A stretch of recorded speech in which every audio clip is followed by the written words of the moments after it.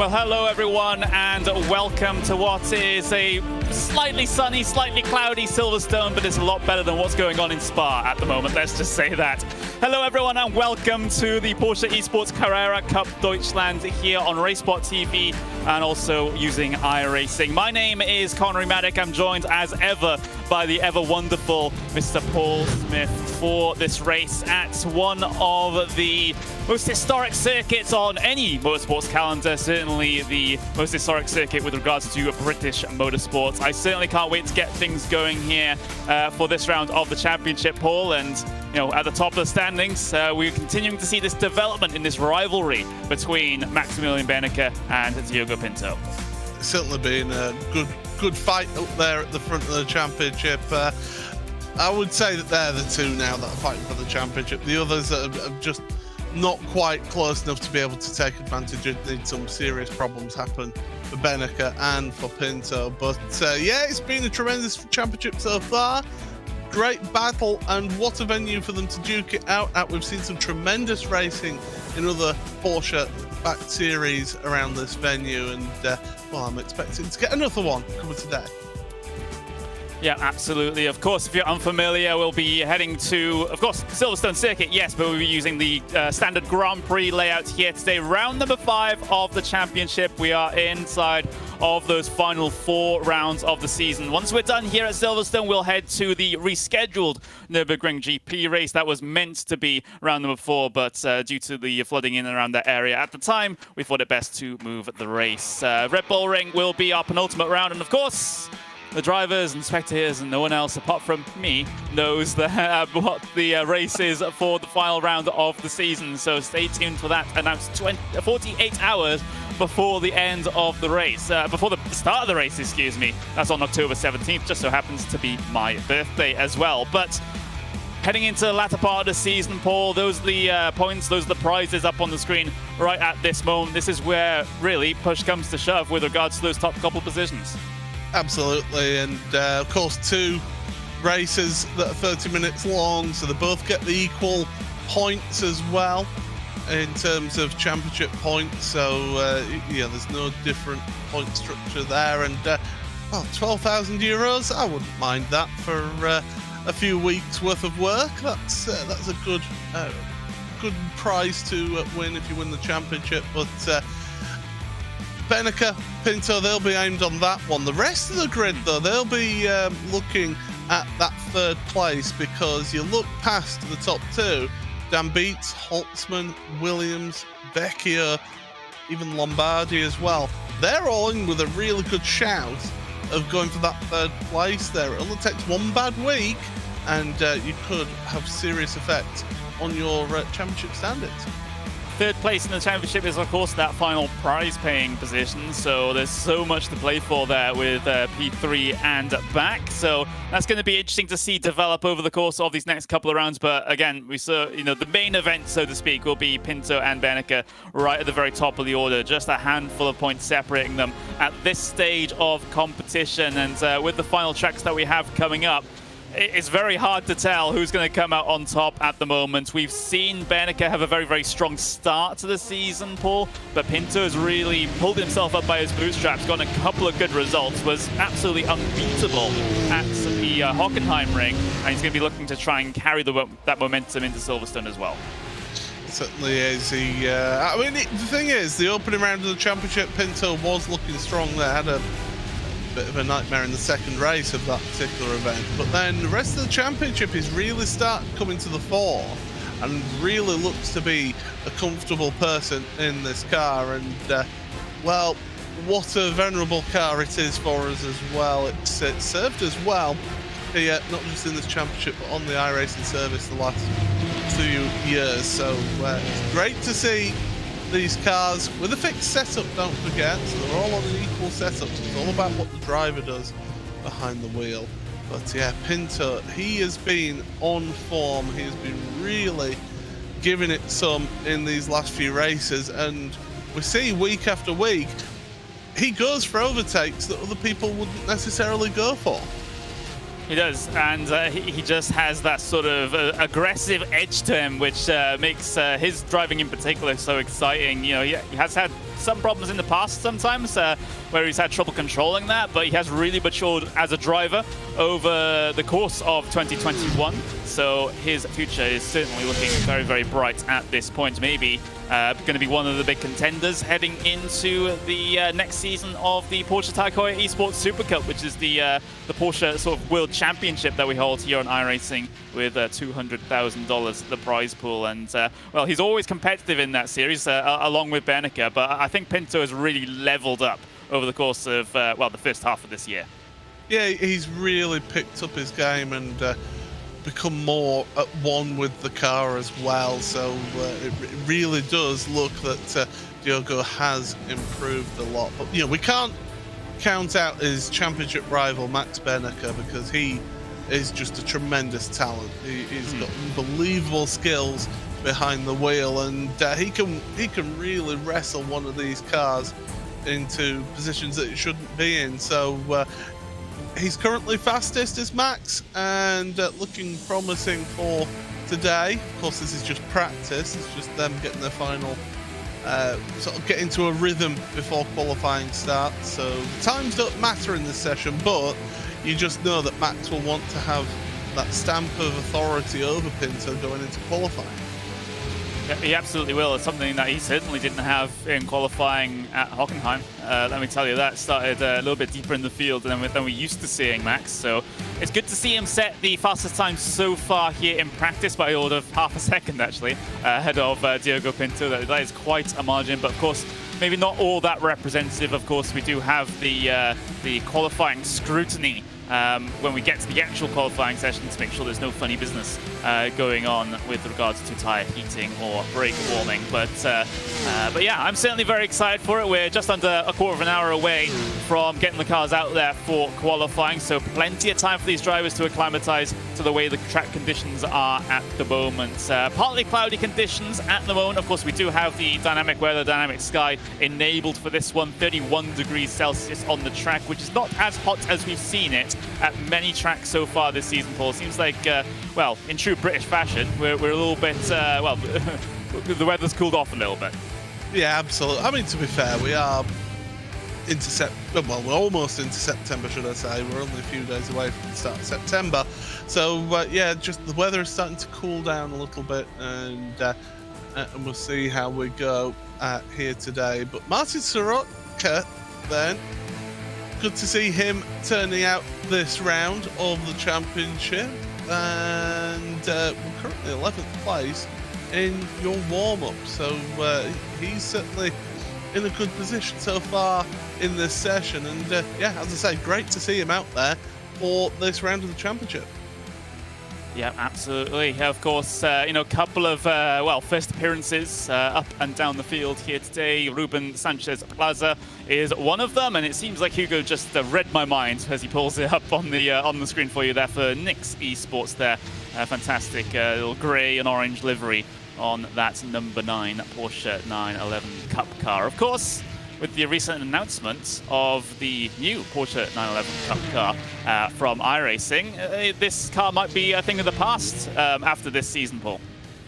Could well be. By the way, that just, for whatever reason, that always makes me, that livery makes me think of AMD Ryzen. But anyway, yes, this could be very much the last season that we see this car before it gets retired. So it's been a very, very good car, not just in the simulator, but also in real world as well, in the world of full metal racing, as John Hindhaugh likes to call it.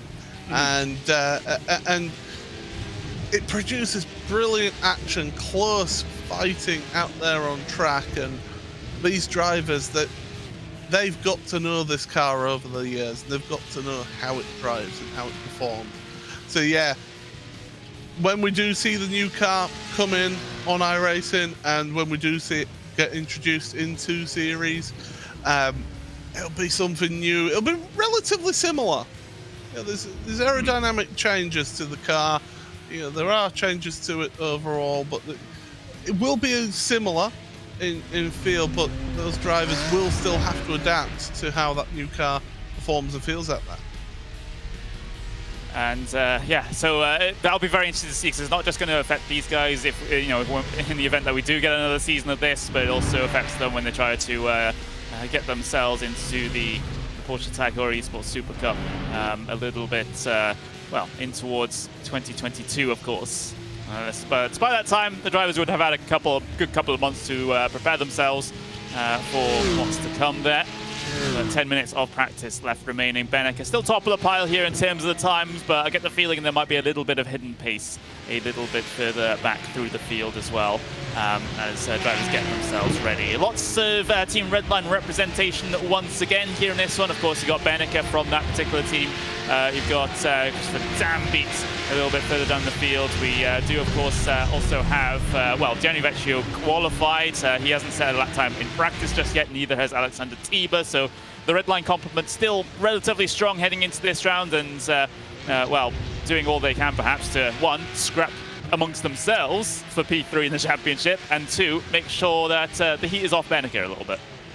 Yeah, they'll certainly want to get the pressure off of Max Beneke here and help him in his championship fight. But yeah, there are others who, in that outfit, they do want to race hard and to win, because they do want to get themselves the higher points in terms of getting themselves up into that battle for third place in the championship as well. So it's going to be interesting to see. Here's somebody who keeps on improving. Right as I say that, he has the back to go out on him. Dino Lombardi, we've been impressed with his one lap pace out there, but it's been then in the race situations where he just seems to get involved in a few little incidents that cost him really good race results.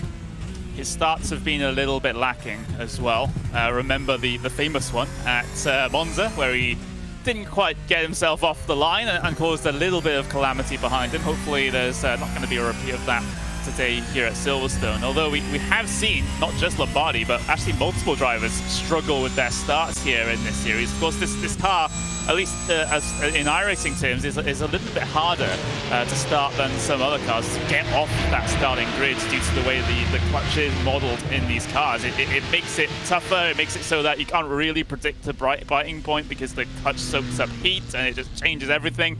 So in a way, you just have to be 100% sure that you can reliably find that braking point, that biting point, excuse me, to be able to get yourself off the line.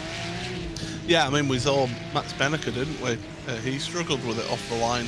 That was at the last round, wasn't it? So yeah, it can be funny. You can overheat the clutch in this, and it can cause you some serious problems, as we have seen so far in this championship. So yeah, definitely they will be finding that bite point. I know that someone like Max will have, after that event, just practiced, just gone, right, I need to just work on that practice again and see why it is that it caused the car to bog down and to not pull away.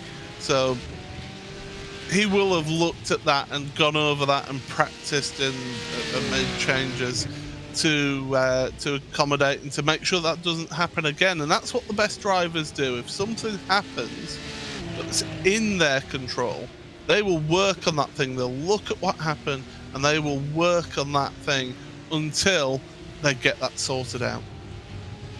They will. Of course, you know, a lot of these drivers, especially the very top drivers, Beneke, Pinto in particular, of course, those guys, well, Beneke for sure considers this, you know, his job at the moment. He is a professional sim racer, you know, part of Team Redline, competing all the big championships. You know, this is one of, if not his main focus. So he does put in that time to try and learn every single little intricacy with the car, trying to perfect absolutely everything, because at his level in particular, you know, those little hundredths of a second really do matter. But at the moment, quite a wide spread though in terms of the practice times for the moment. Hello everyone joining us due to the fact that, of course, the very famous race going on at Spa at the moment, currently still unable to get itself started due to weather. And of course, we do have, with that recent announcement, Paul, from iRacing, in one of the charity streams that they did a good couple of weeks ago, that rain is indeed coming to iRacing, but hopefully not enough that we won't be able to start races. Yeah, a certain somebody in this commentary box, and it wasn't me, was getting a little bit overexcited about that that talk that we had on that particular broadcast. But yeah, we are going to be getting that inclemental weather coming into the sim, and yeah, if it's at the point where it's undrivable, I don't think that they will go to that extreme. But you know, you will see varying conditions out there, and you can guarantee that somebody somewhere, as soon as that becomes a feature, will just turn the rain fully up and the track conditions are fully wet, and just immediately host that session in the private sessions and give it some. Now we are getting a look at a couple of our drivers as well, who are sending us their view and of them at the wheel. And Antonio, thank you very much, because Antonio Galdino showing us what it's like going through, and he's not particularly happy about that driver he's just gone past. Yeah, of course, one of the new drivers in this series as well, so you know, continuing to acclimatise to the racing and already getting a little frustrated at a couple of other drivers, so I'm guessing he's really getting into it at this point. Oh! Big smile on his face. He's made a mistake. He realised it, yeah. I suspect that if he does that in the race, he won't be having that same reaction. Yeah, I somehow think that as well, but great to see that he's enjoying himself out there. Of course, for a lot of these new drivers in particular, you know, this isn't really about scoring prize money at the end, because you know, joining at this point in the season, halfway done, there's no way you're going to be able to get yourself inside of the top 3 to be able to score those prizes. It's all about, you know, just getting the experience of racing with some of the fastest Porsche drivers in Europe here on iRacing, and seeing how you stack up against them and to have a decent race. So you know, that's what those guys are aiming for. Just to have a good experience, and it's good to see that Antonio's having a good experience here in practice at the moment. And why not?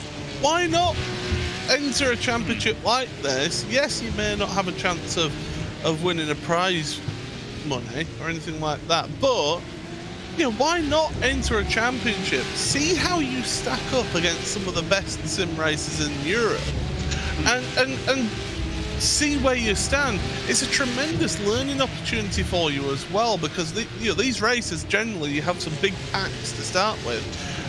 Not a lot of people are used to racing in packs on road courses.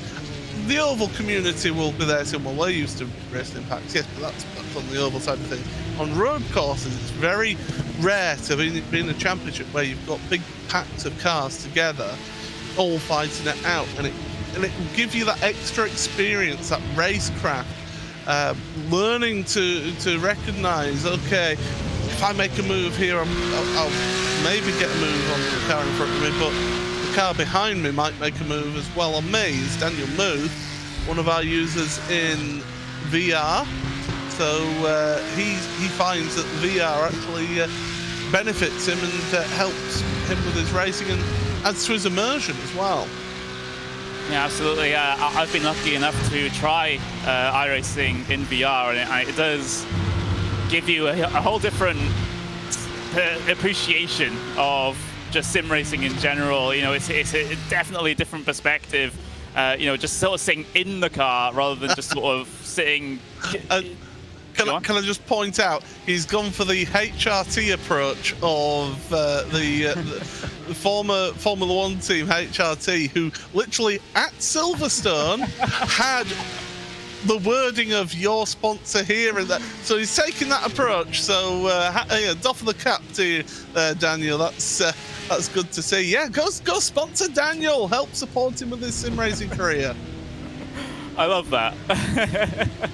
That's gold right there. Absolutely fantastic stuff. But Like I was saying about the VR, though, it is a completely different experience when you strap that headset on your face. You know, it places you in the car. Of course, you don't. You know, if you don't have a motion rig, you don't have the G forces or the feeling or anything like that. But you know, it does get pretty close, and also you have the benefit of being able to look to your side as well without having to press a button. Of course, even those on triple mods sometimes struggle to see in their absolute peripheries. So yeah, if you ever get the chance to do it, you know, any sim, not just iRacing, to have a go in VR, I would totally recommend it. Can I just age myself here and point out that it wasn't a racing sim, but the last time I used any VR whatsoever was in 1992. So yes, I haven't had the opportunity to use VR in iRacing yet, so I will have to try that out at some point. Next time I'm up there, I'll ask if I can visit, and I'll bring my VR headset so you can try it. Deal? Oh, I don't know, I'm a Yorkshireman. I don't like change. I guess we'll have to wait and see. But we don't have to wait anymore for qualifying, because that has now started. So drivers will get themselves 10 minutes to complete a maximum of 3 flying laps here at Silverstone. Of course, you know, they'll be able to use this outlap to their advantage to try and get the tires up to temperatures and pressures. But after that, all those laps will hopefully be timed. But of course, you can get your lap deleted if you score yourself an off-track pole, which at this track, maybe not too much of an issue compared to some other tracks that we've seen, but it's always a lingering thought, especially at places like the outside of the exit of Copse Corner. Yeah, exit of Copse Corner through Maggots and Beckett's as well is a place where you can pick up those off-track penalties as well. So you know, it is a point of the track where you can have those issues out there, and it just throws you. Even towards the end of the lap, you can pick them up on the exit of Stowe as well, because that's quite easy to run wide there if you don't just quite hold off your throttle until you get through there. But yeah, you could just one little mistake going a millimetre too far wide, and it just loses you your lap time, and it's so frustrating. It really does. There's Martin Sirotec in the race gear Porsche, continuing on his outlap here as he heads his way through that very famous Maggots and Beckett section, leading straight onto the hangar straight, where a lot of the slipstreaming will be happening today to be able to make those moves happen down in towards Stowe. Inside or outside sometimes. It's a very, you have a lot of options coming down into here when it comes to trying to get past the competitors. But of course, if you can't get it done here, there's always options to send it down into the next braking zone. Absolutely, and well, as he comes through, final corner, through Club Corner, onto the power. Don't run too far wide, you could get yourself a slowdown penalty there, but here we are then on board. We're going to turn number 1, the new complex, turn right at Abbey, left through the sweeping left-hander at Farm, and then onto the brakes. Easy to lock up a brake here into Village. Then you've got the loop, which is a really clumsy hairpin. You've really got to get it slowed down. Watch your application of the power.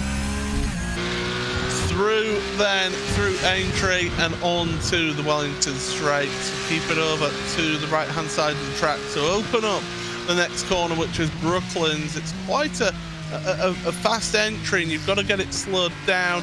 Late apex here, and then Luffield. Tricky corner. Some people hug the inside of the corner, some people veer it off. Get on the power, use all of the curb and then some. Through Woodcote Corner, where some of the drivers utilise the track limits there very well. Copse Corner, the old first corner then, such a fast corner. Use the curb on the left, but not too much, or else you'll get an off-track penalty.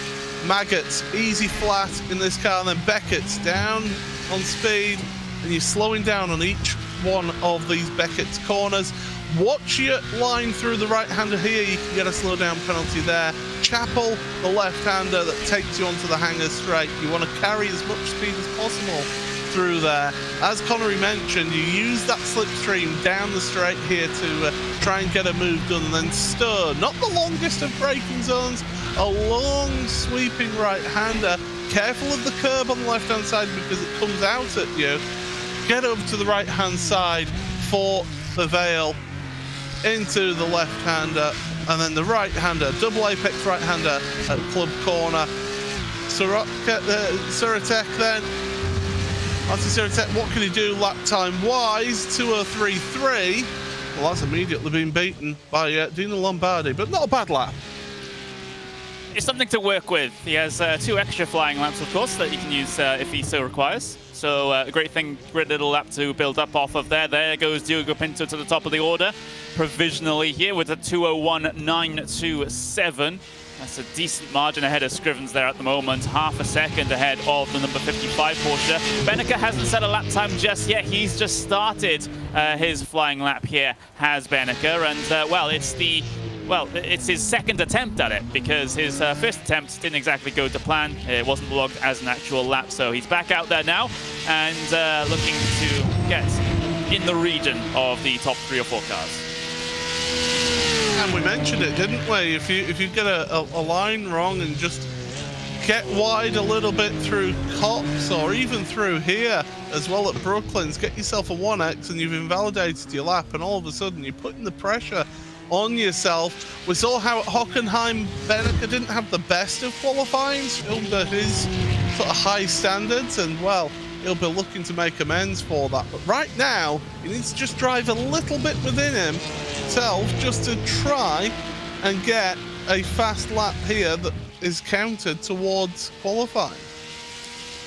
Yeah, so never the position you want to be in, having your first lap invalidated for, off tracks, or you just, just couldn't put the time down. But Beneke, been in this position before, he knows how to deal with it. So going hell for leather on this second attempt at a flying lap. He will get another attempt, by the way, at the end of this session. Continues on, but for the number 11 championship contender at the moment, of course, was leading in the championship up until this point, but Pinto was able to get ahead of him after the races at Hockenheim. So Beneke on the back foot at the moment in the championship, but looking to get back ahead here today at Silverstone. Through the Vale chicane he comes, through towards Club Corner now. What's the lap time going to be for Maximilian Beneke across the line? It is a 2:01.795, and that is pole position provisionally for the German in the 11. But the thing is, now he won't really be able to try and push on for a third lap because he will have used the best of those tyres. Diogo Pinto elected to stop, take a fresh set of tyres, and this will be his final lap, his final qualification lap attempt here in this one to try and get ahead of Beneke. He needs to find a 10.5 out there. He does, and well, we should never doubt Diogo Pinto. His fastest qualifying time so far was just 100th of a second, or even less than that, faster than his fastest practice time here. So maybe there is a little bit of a window to work with here for Diogo Pinto to just go that little bit faster here in this one. Hopefully, he'll be able to challenge Maximilian Beneke for that pole position for the moment. No one else behind really all that close. You can count Dan Beats potentially in it, but he's done in terms of qualifying at the moment. He's already taken the tow back to pit lane, so Dan Beats will remain in third for the moment. Same with Tiba, he's on towards the pit lane as well. David Williams is still out there on a flying lap. I don't know whether he'll be able to get back to the line. Actually, he will be able to get back to the line, will David Williams. So potential movement here inside the top couple positions. Diogo Pinto through Cop's corner, careful with the off track out there. Looking like a tidy lap so far, though, for the 1-2-1. Oh, uses all of the curb through maggots. It's not always preferable there because you have got a sausage curb on there which can push you wide through Beckett's. He is giving it absolutely everything on this lap. Can he improve, though? That is the key here. I'm just looking here. I think he may have done a personal best sector just now. So I have to wait and see whether he can top Max Benneker into these final few corners? Well, we are just moments away from finding out. See if Pinto can get himself up into pole position. One more corner to go here in qualifying for your championship leader.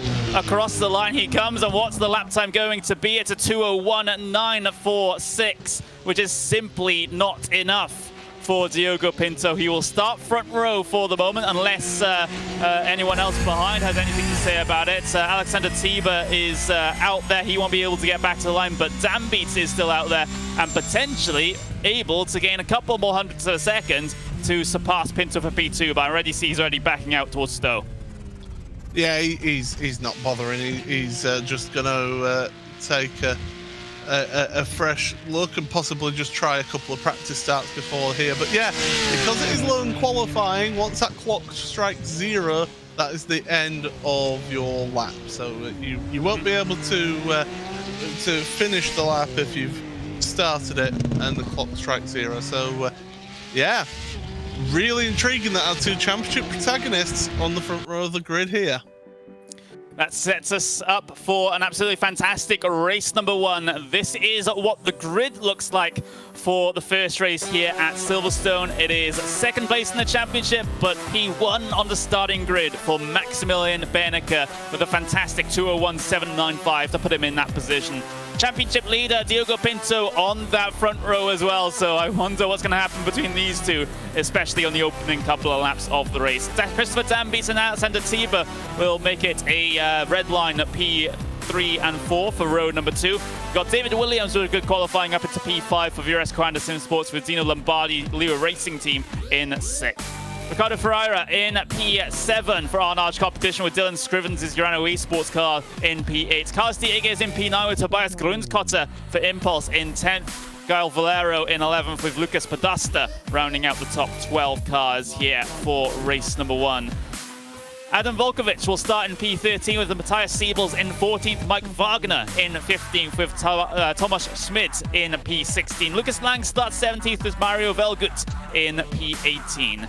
Simon Amosa starts 19th with Daniel Muth in 20th, and then those outside the top 20, Martin Sirotek, Nicholas Denela, Albano Mora, and Lucas Lippert to bring things down to P24. Then those towards the very back, Nico Vizigby, Ruben Plaza, got Reina Gise, Antonio Galdano, Gianni Vecchio starting from P29. He wasn't able to put himself a lap in here. That's why he's starting at the very back. And Luis Tarifa, similar situation for the 23. He will start at the very back of the grid. So the back row did not set themselves times in qualifying. They'll have to try and work their way through the field here today. Look at that complement of cars on the starting grid here at Silverstone to go racing for 30 minutes.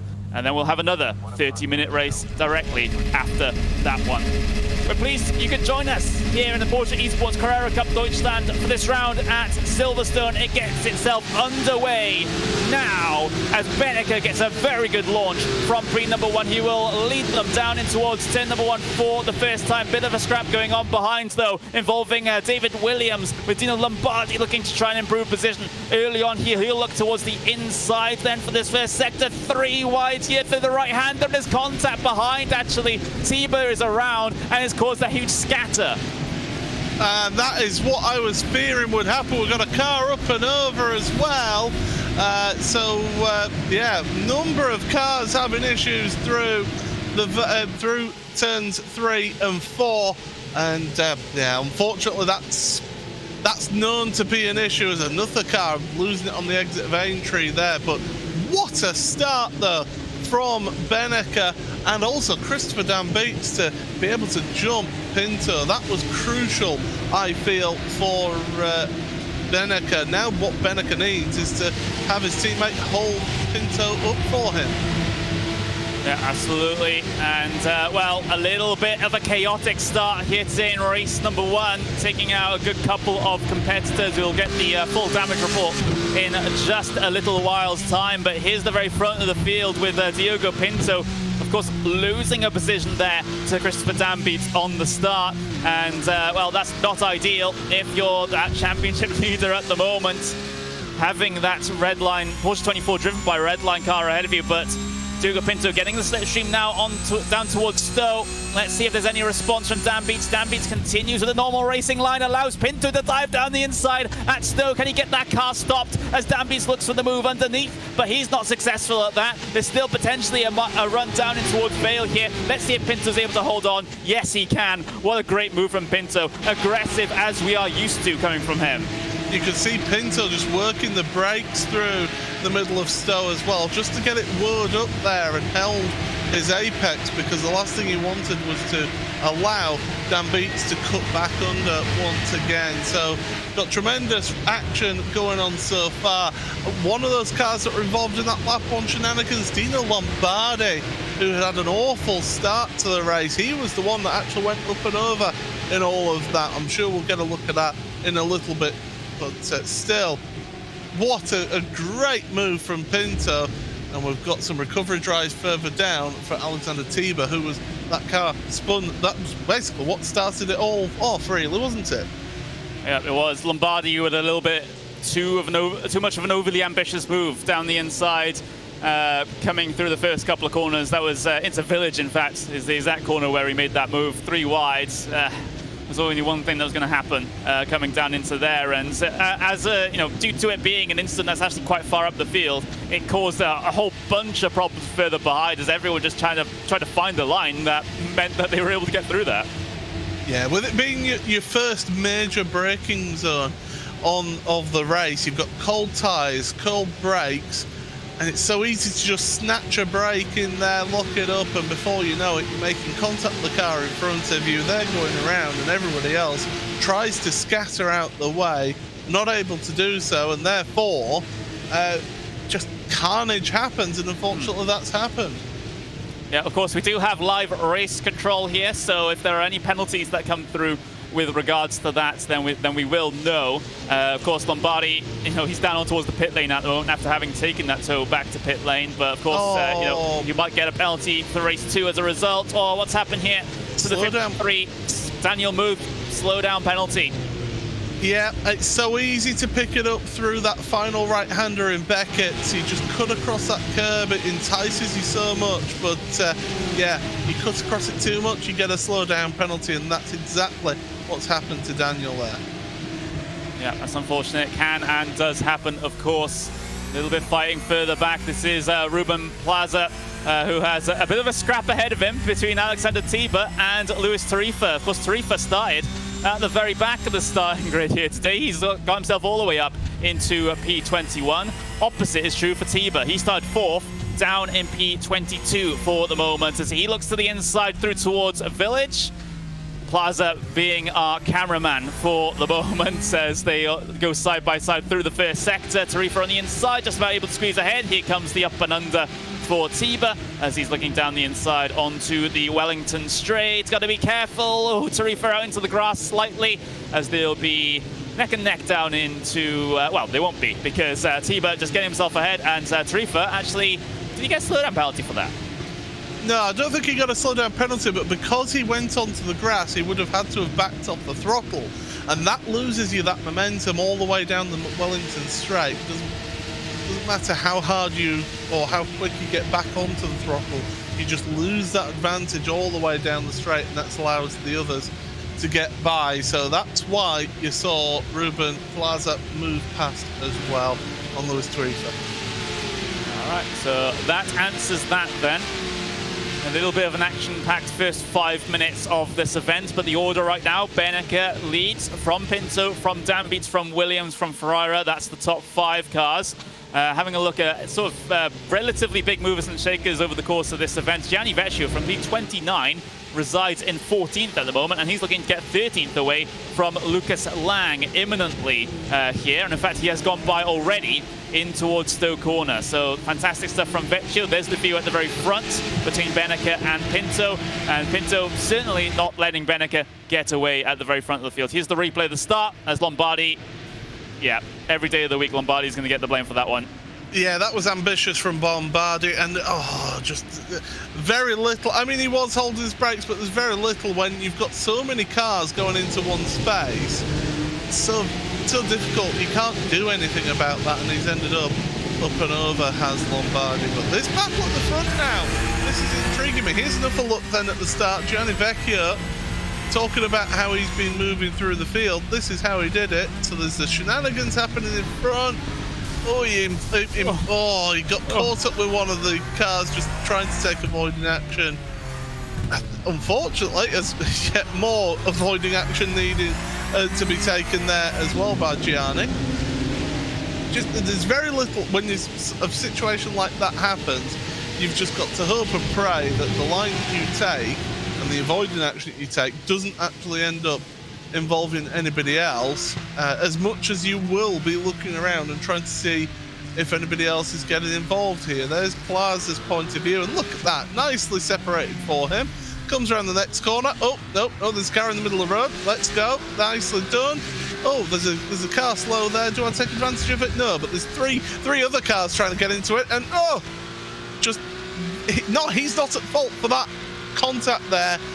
That car was already helped around. So, yeah, multiple issues on that opening lap, but we're settled in now, Connery, I would say, and we're into the rhythm of this race.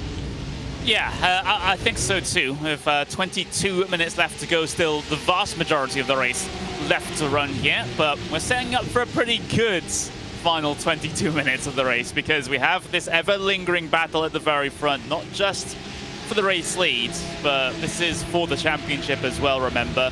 These two just a handful of points away from each other at the very top of the standings.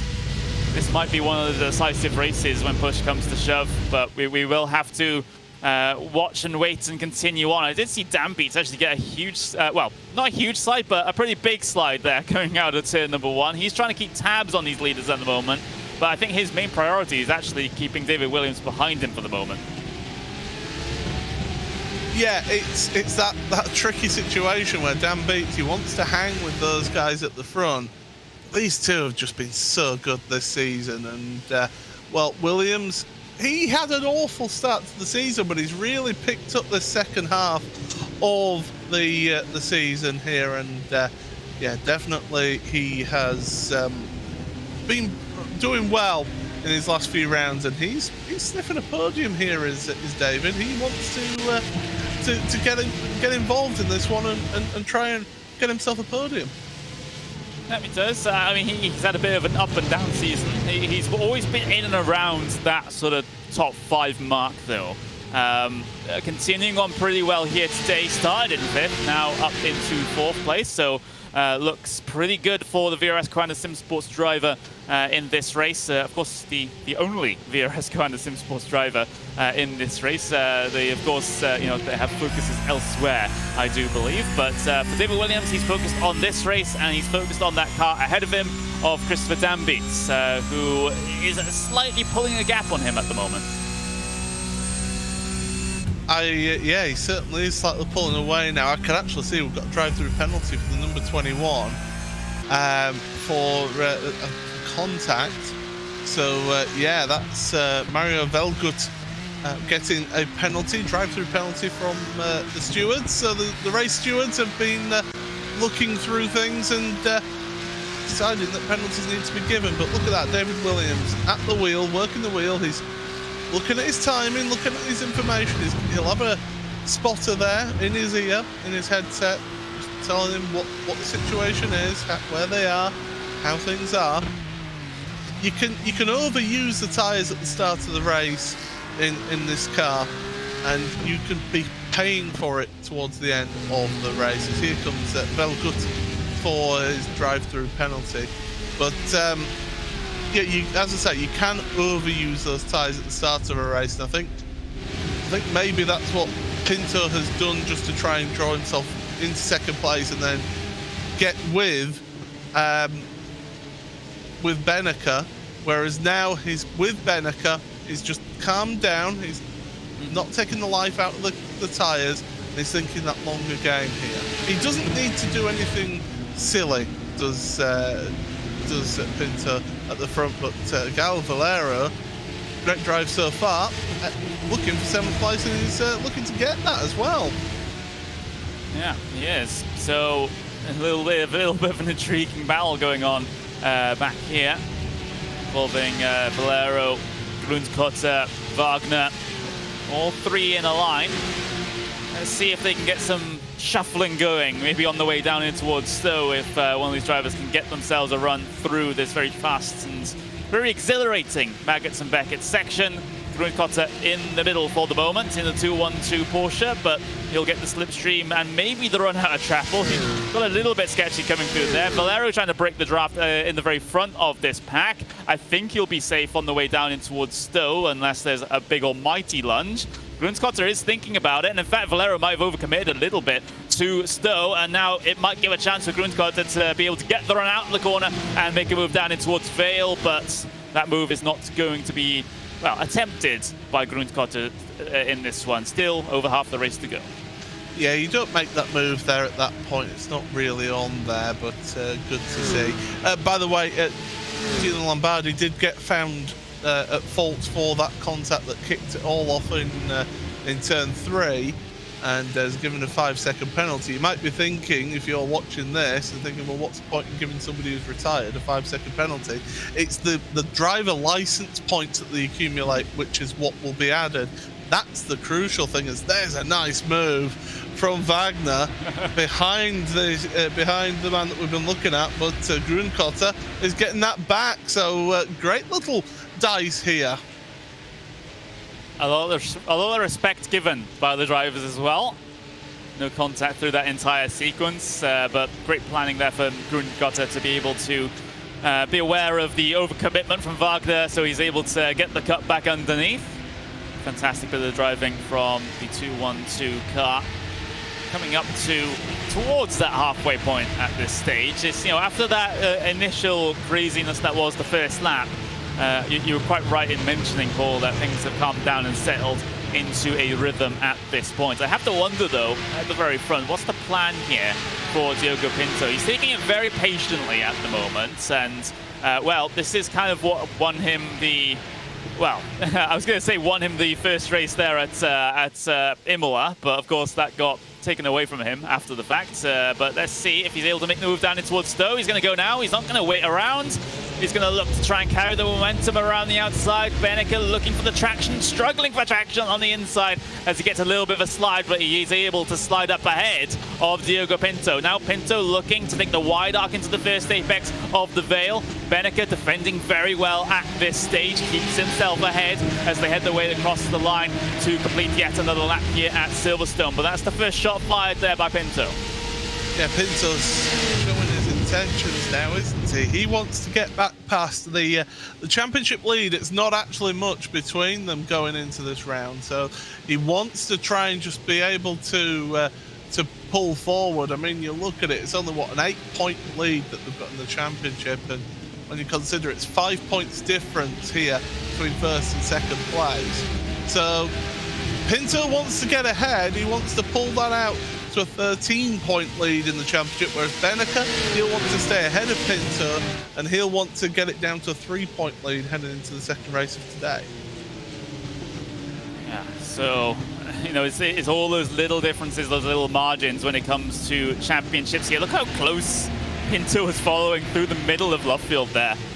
Not giving Beneke an inch to breathe, really, is he? As we'll see the battle on the right-hand side of your screen, involving the 222. That's Lucas Lippert and Alexander Tiber, who are fighting for position there down in the 16th place. Both of those, well, Lippert getting some good positions from the very back of the field, and Tiber, of course, on that recovery drive as well. So lots of places to look at for action here as those two still go side by side on the right-hand side of the screen. Then they're going to go door-to-door through Cops. This can be very dangerous.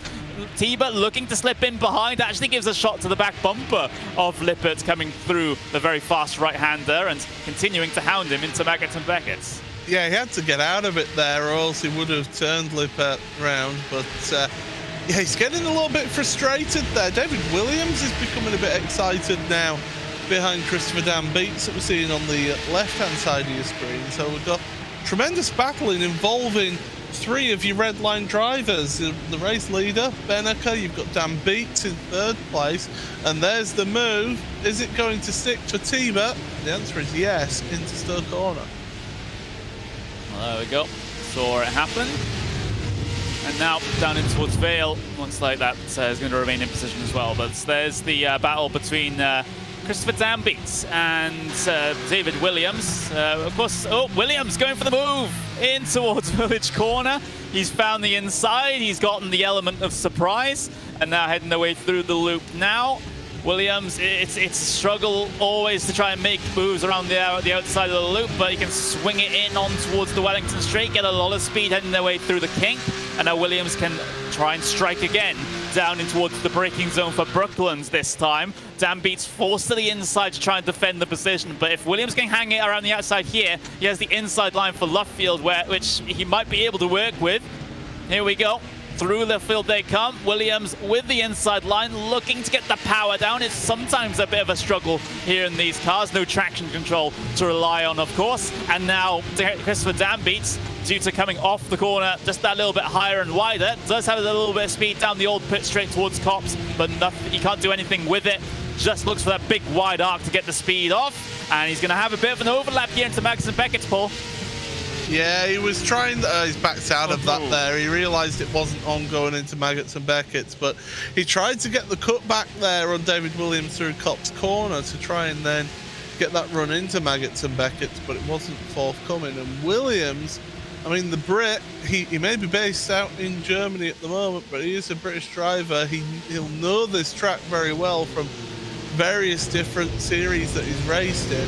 So Williams will be feeling very comfortable and very at home around this venue. And we've got more tremendous battling going on your right-hand side of your screen as well. So there's battles all the way through the field. I mean, I'm looking at my timing screen, and my timing screen gives it a little bit of blocks of red as to where the cars close together. And there's a lot of red on my timing screen. Yeah, it's yeah, absolutely. As continue to watch these battles. Here's the onboard with Lucas Postata. I will try and get the pronunciations right, of course. He's looking to try and get himself up into P18 here at the moment, and has some interesting sponsors in the background, I will say that. But we'll have to continue on. And well, for Lucas at least, his task, you know, as you know, a driver that's a newcomer to the series, of course, looking to try and get a little bit further up in terms of positions, maybe not necessarily in regards to championship, but each one of these drivers, especially further down, are a little, well, they're having to chase their own goals, so to speak. Entropique is not a team that I really commentated on until yesterday in another series, so they look a very strong outfit. So definitely, as they go through into the long sweeping right-hander at Luffield, the different lines being taken there. So you had the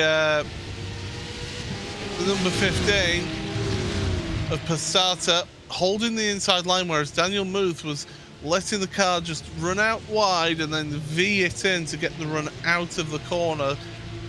It depends on what your driving style is like as to whether it works for you or not, and so far it seems to be working out there for both of those drivers, the different styles of going around Luffield. Yeah, so you know, different styles really coming into effect. You do see that a lot of the time at those different corners of this track. What's going on up here then, involving the Porsche 24 driven by a red line car of Gianni Vecchio, Gal Valero involved in that little train as well. This is all the battle for 7th. So Tobias Grundkotter, Mike Wagner also involved in this scrap. Look at that from Vecchio though, just wheeling the car in the slide, coming out of the right, and well, able to keep hold of it. But you never want to see a slide like that coming out of club though. Give you a little bit of not so much panic, but yeah, just make you think twice, and yeah, get back out there. So yeah, he's out at the front of that group now. Vecchio's done a tremendous job moving through the field, it must be said, up into 7th place, but now he's got a bit of a gap now of about 5 seconds between him and Dylan Scrivens. Scrivens, by the way, had an awful start, an awful getaway from the grid. But because of the instance that happened in turns 3 and 4, was able to then get most of those positions back, and in fact has gained 2 positions in this race from where he started. So a negative turned into a positive for him out there, and he finds himself in 6th place. But yeah, Gianni Vecchio holding on in front of Valero, Grunkotter, Wagner, and Vulkovic also is trying to get on with this train of cars. Let's see if he's able to. Potential for a decent scrap here amongst all 4 drivers for 7th place at the moment. Vecchio has been doing a very good job, and well, we've got a battle for the race lead on. All of a sudden, Beneke on the outside here as though trying to keep Pinto behind him. Pinto not successful in the past that time around, looking for the brakes around the outside at the Vale. Again, not a move that tends to happen, and Beneke is able to hold on once again. And now as we get into the final handful of minutes of this race, when does the desperation start to set in for Diogo Pinto? He knows how close this championship is. A point swing of a handful either way could give one driver or the other a championship.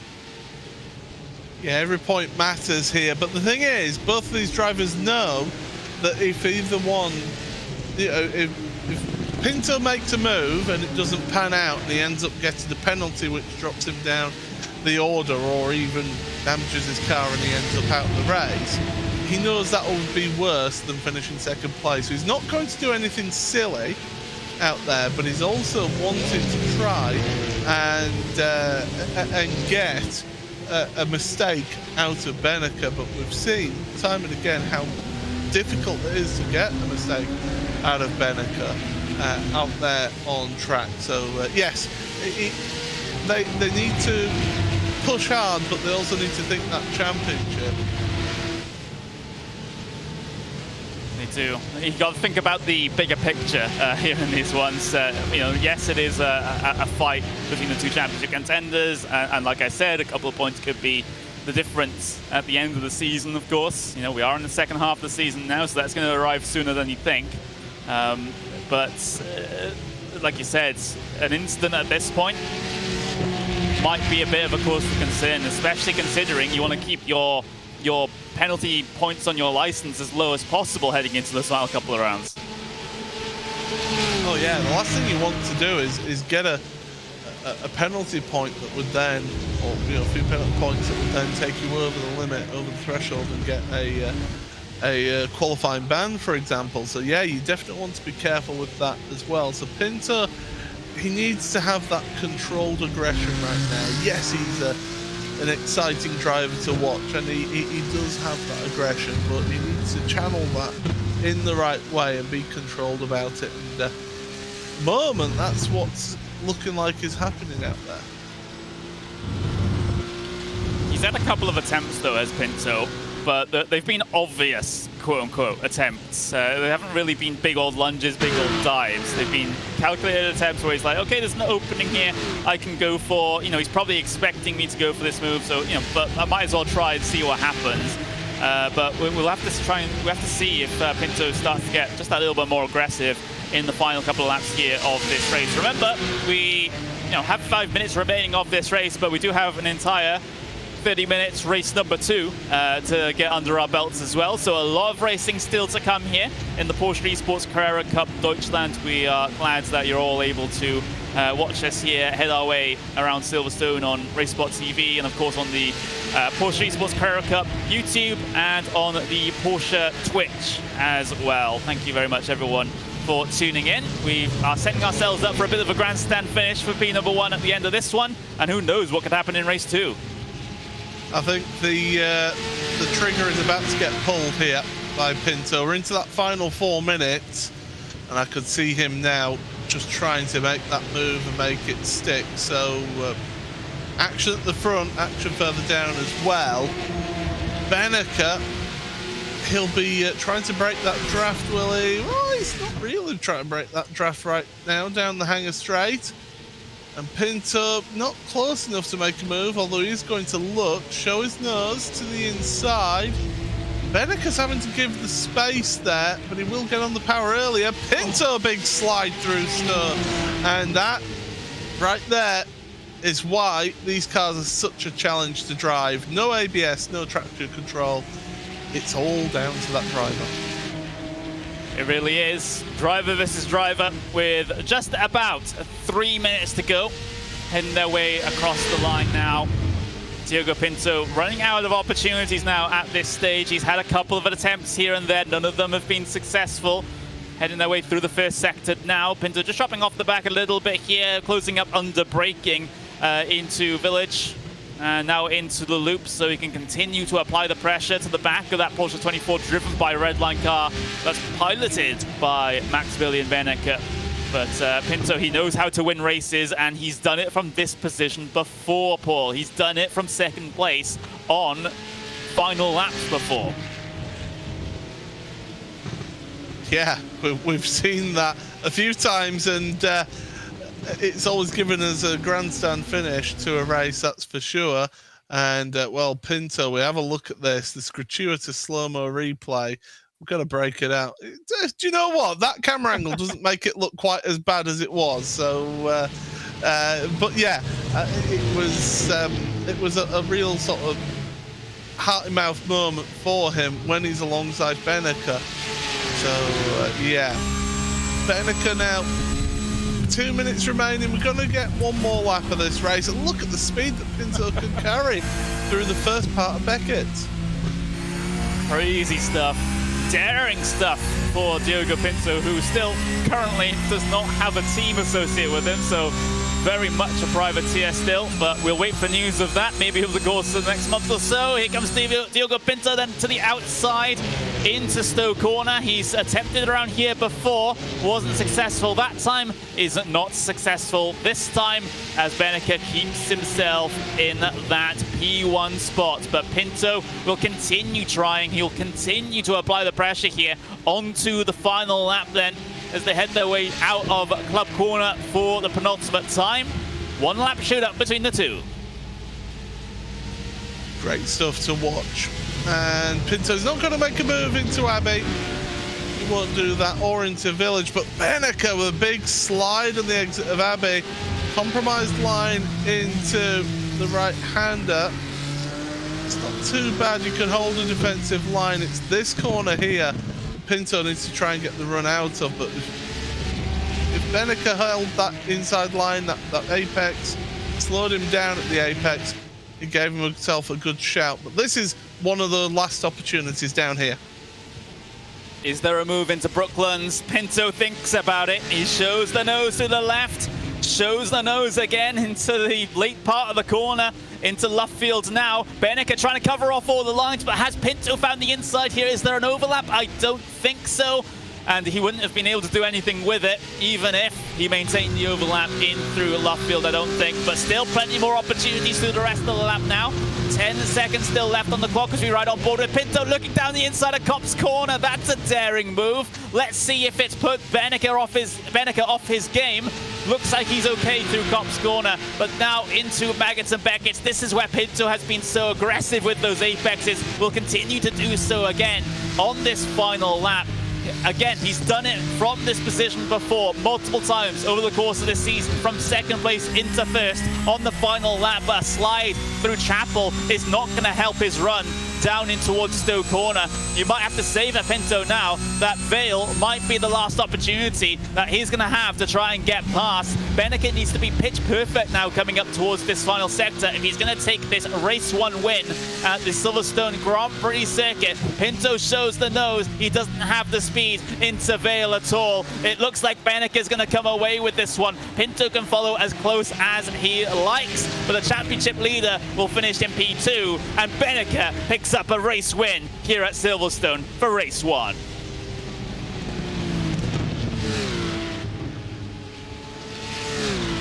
Great performance from the German. He really needed that one, considering how the gap has been narrowing, and then he got overtaken for the championship lead at the end of Hockenheim, but this puts him back in a very good position. Benneke, he's going to be very happy about that one, Paul.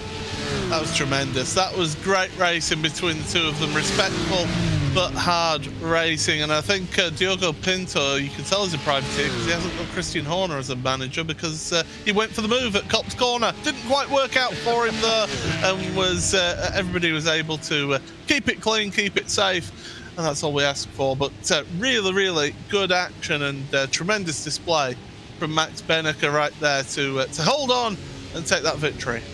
Remember, we do have another race. We have another 30-minute event in about 10 minutes time. So you want to stick around for that, but here are the unofficial race results from race number 1 here at Silverstone. Maximilian Benneker wins by just under 2.5 tenths of a second back to Diogo Pinto. The championship battle continues to get oh so much more complex between those two. David Williams gets himself on the podium. Fantastic finish for the VRS Quanta Sim Sports driver, with Christopher Dambeat in P4. Ricardo Ferreira, great finish. Top 5 for the Arnage competition. Number 13 car with Dylan Scrivens getting a P6 here today. And Gianni Vecchio from the back row of the starting grid gets himself up into 7th. What a performance from the number 70 driver. Valero in P8 with Grunskotter in 9th, and Mike Wagner rounds out the top 10. And then you see those inside the top 20. Vilkovic, Smith, Siebels, Lang, Tiber having a poor start, having to recover over the course of that race. Lippert in 16th. You got Vizcapi in 17th, Daniel Muth in 18th, Podstata in P19, and Tarifa rounds out the top 20. And then those drivers at the very tail end of the field, and of course the start of the retirements as well. You can see down there Dino Lombardi out very, very early in this one after being the cause of the pile-up, coming in towards, coming in through that first sector. Yeah, that's it was certainly those 3 out straight away, and Denela did lose out. I can tell you the 105, who did finish in 23rd, did get a 5-second penalty, but that will not affect his race result there. So that's exactly where he finishes. But yes, really, really good race, and you can see the launch from Pinto wasn't as good as Dan Beeks from the second row of the grid, and then the run through down towards turn number 3. This is where Lombardi locks up that brake. It's just a bit ambitious. Tap, they both go around, and then just all sorts of carnage happens as everybody goes left and right.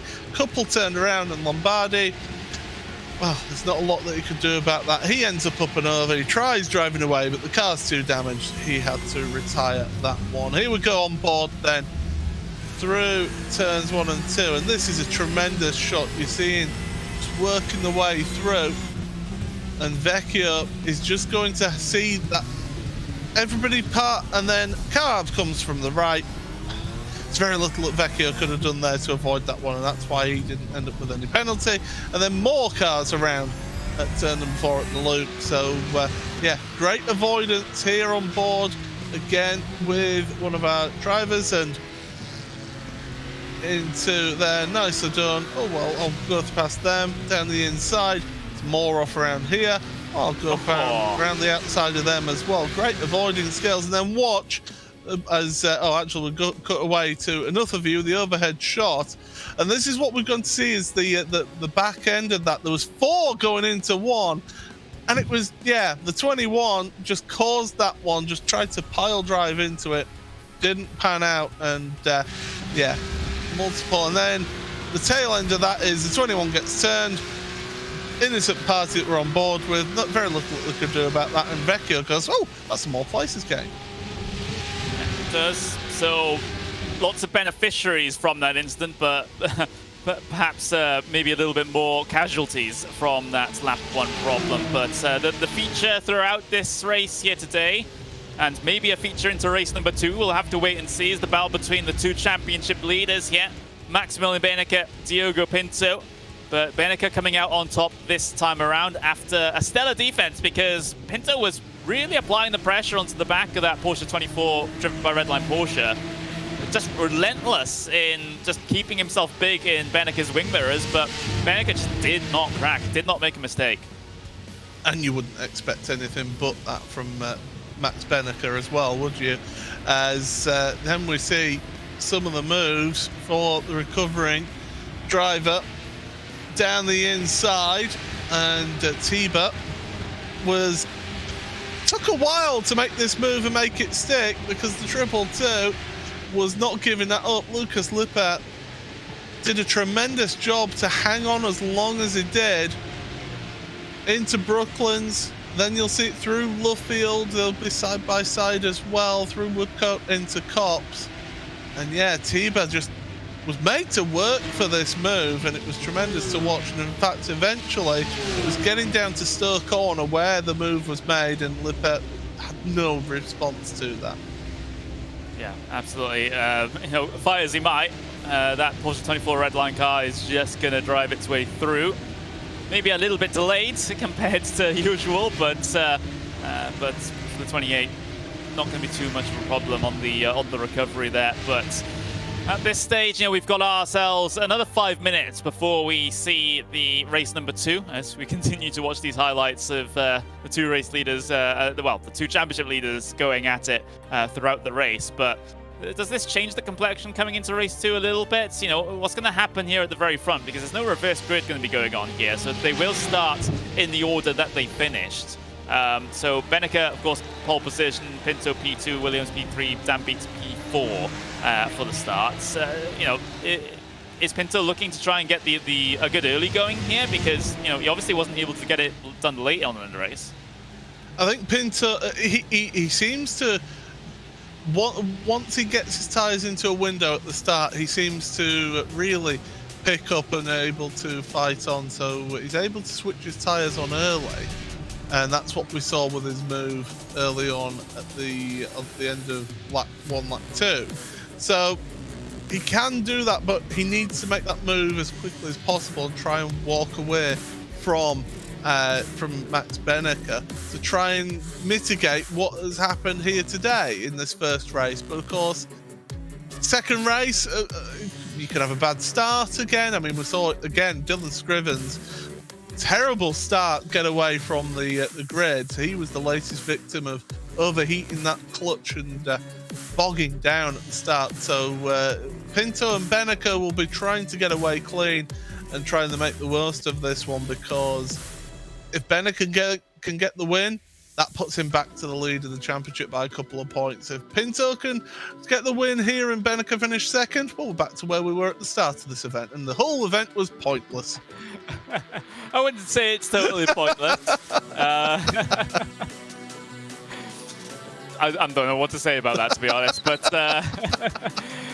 you know, it gives us just that little bit more to talk about, maybe coming into the final couple of rounds of the season. We can go on and on about how close these guys are together in terms of pace here today. It hasn't always been like that, though, Paul. We saw at Hockenheim in particular, where Pinto was just untouchable. He got good starts. You know, that's kind of all you need, especially when you have that race pace to rely on just to pull away from the rest of the field, and he just did. It's like no one else was able to match him in clear air.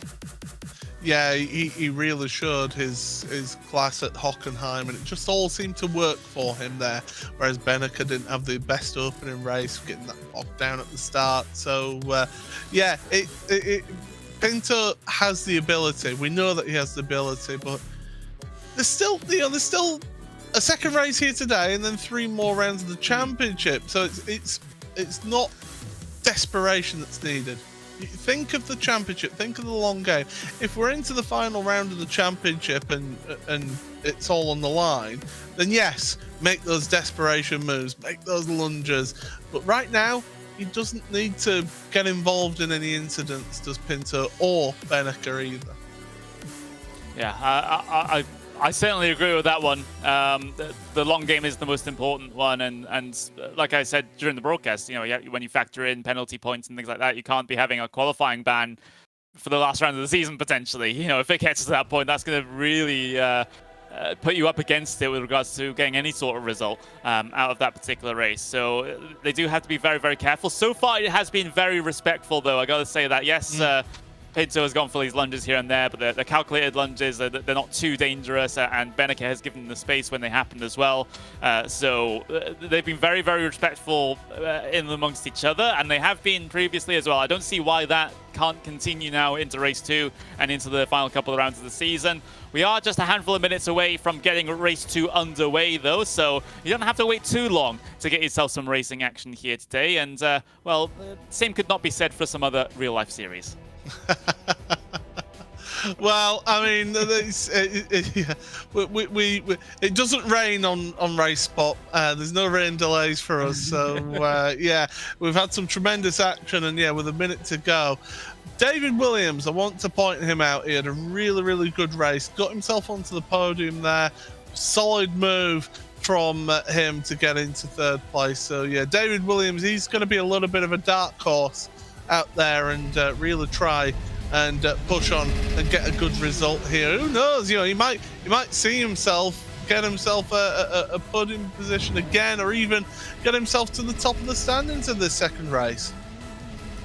Yeah, I'd certainly be very excited to see a very accomplished driver. Very, I see David Williams as a very, he is a very solid driver, but he's one of the more consistent drivers, I would say. He's not really a massive risk taker, is he, Paul? You know, he doesn't go for these lunges. He doesn't, you know, go for optimistic moves. He's a very consistent.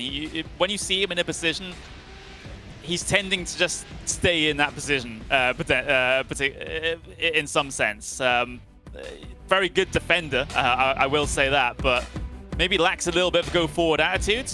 I would like to see that come out of him, if not at the end of the season, then over the next couple of months potentially in the preparation for the Super Cup next year. That, you know, that's the kind of edge that I would like to see from David Williams in particular. Yeah, hopefully we'll get to see that. Let's have a look then at your starting grid then for race number 2. Of course, it's the order they come across the line in race number 1, so we can quickly work our way through it. Maximilian Beneke, pole position from Diogo Pinto. Front row remains the same as race number 1. David Williams and Christopher Dambies will line up on the 2nd row. 3rd row will be Ferreira and Scrivens. As we cycle things back, Vecchio, Valero, Grunskotter, Wagner, Volkovic, Smid. Bring things down to P12 on the starting grid here today, and you can watch the rest of them cycle all the way through. So, preparing ourselves now for race number 2 here at Silverstone. Let's see if, well, one, these guys can get themselves lap number 1 in the books without having an almighty accident like we saw on lap 1, race 1. But we're ready to go here for race number 2. You'll hear those engine notes rise. Before we get the signal, we get the green to head our way down in towards turn number 1. Here today, the Porsche Esports Carrera Cup Deutschland race 2 at Silverstone is indeed underway. A couple of people sluggish on the start here, but here's the run down in towards turn number 1. Diogo Pinto able to maintain P2 as David Williams was looking to try and rob that away from him in through the first corner. But here comes Dambies around the outside trying to get himself onto the podium here for the moment. He's not going to find too much success around there. Vecchio and Ferreira fighting a little bit further back in the picture as well. Looks like everyone's pretty much clean through the first couple of corners in stark contrast to race 1. I can tell you that Galdino's had issues out there and has ended up at the back of the field on my timing screen. And we've got a car returning to the track as well out of the Aintree runoff. But yeah, not as bad as we saw on race number 1, which is great to see here. So good clean action in the first half of the lap. A little bit of fighting. 73 involved in this one. This is Lucas Lang versus Adam Volkovic, as they'll be door-to-door on the way in towards Stowe Corner on cold tyres. This can be particularly sketchy. Hopefully they'll be able to get themselves through okay. Volkovic pushes a little bit wide, but able to keep that car pointed in the right direction. Still a bit of an overlap here down in towards Maggots, but Lang has to back out of that one, and there's a bit of a pack behind them looking to get themselves through as well. That's Tiber, Siebels and Lippert. That are the drivers waiting in line to try and be able to improve positions here as we are coming towards that final sector here on lap number 1, all stacked up in traffic behind here, it seems, as people look to make moves on the hanger straight down in towards Stowe Corner. There's the move from Tiber on Lang to try and get past through Stowe, as Tiber gets the grip on the inside, able to get himself just about ahead on the way down in towards Vale. Let's see who's the latest on the brakes into here then, as Tiber, well, he is the latest and he gets through, but fighting behind between Lippert and Siebels as well. Yeah, and Tiber still trying to recover from what happened in race 1. He'll be kicking himself at what happened in race 1. Not his fault, obviously, but still, he is trying to fight his way through, and there's a big gap already forming. The front 9 have gapped out between them and then 10th place, already a couple of seconds between Tobias Grunkotter and Alexander Tiber out there on track. But right now, we're seeing that number 33 car battling away. That's a good number. I know somebody gets that number. And Versmicki trying to get ahead and does so over Matthias Seibels. Yeah, so there we go. Move being made here early on in this race number 2. Someone pushing out very wide there. That's Vizikby. Compromises his line in towards Luffield. Siebels trying to capitalize on that one, but finds no way through. It's a little bit of a roadblock there through Luffield corner.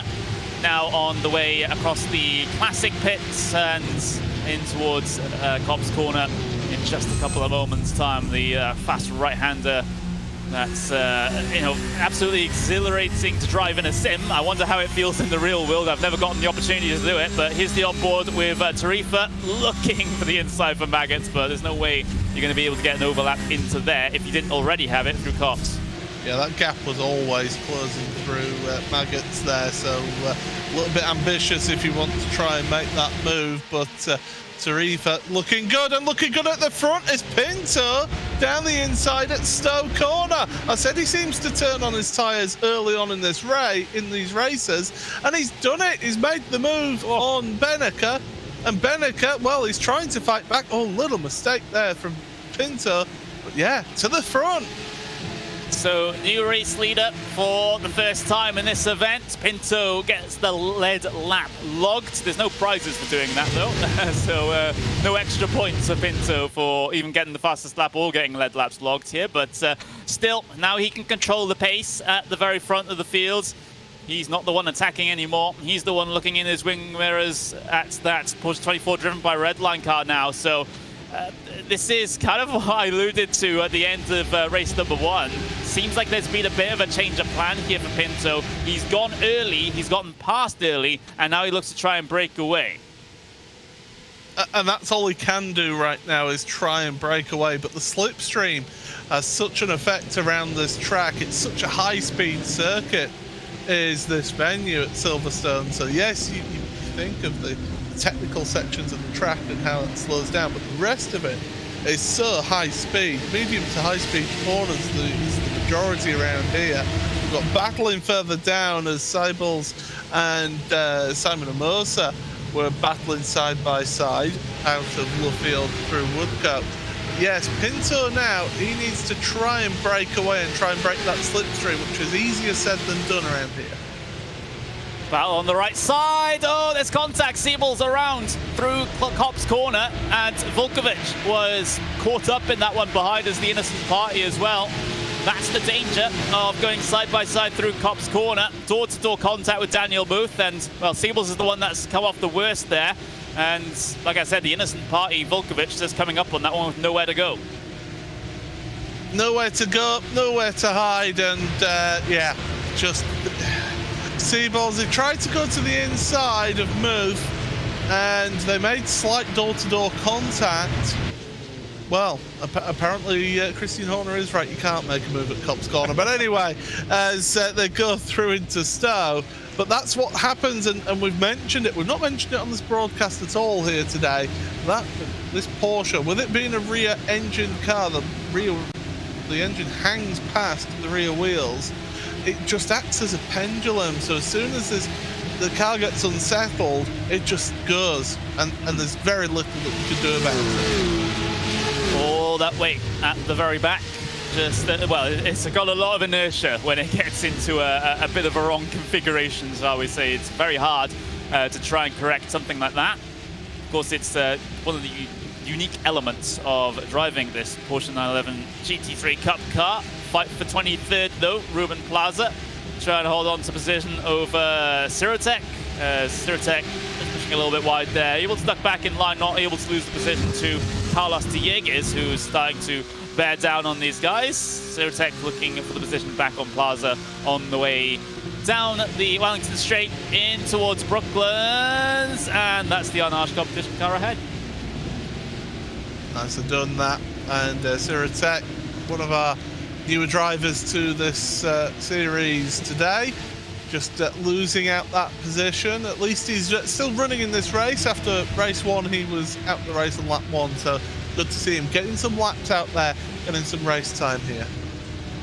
Great to see, as he has the well, he's given us the feed of him driving as well, so we can just ride on board with him for a little bit with the race gear car. Let's see if Circuit is able to get through this little bit of a pack here.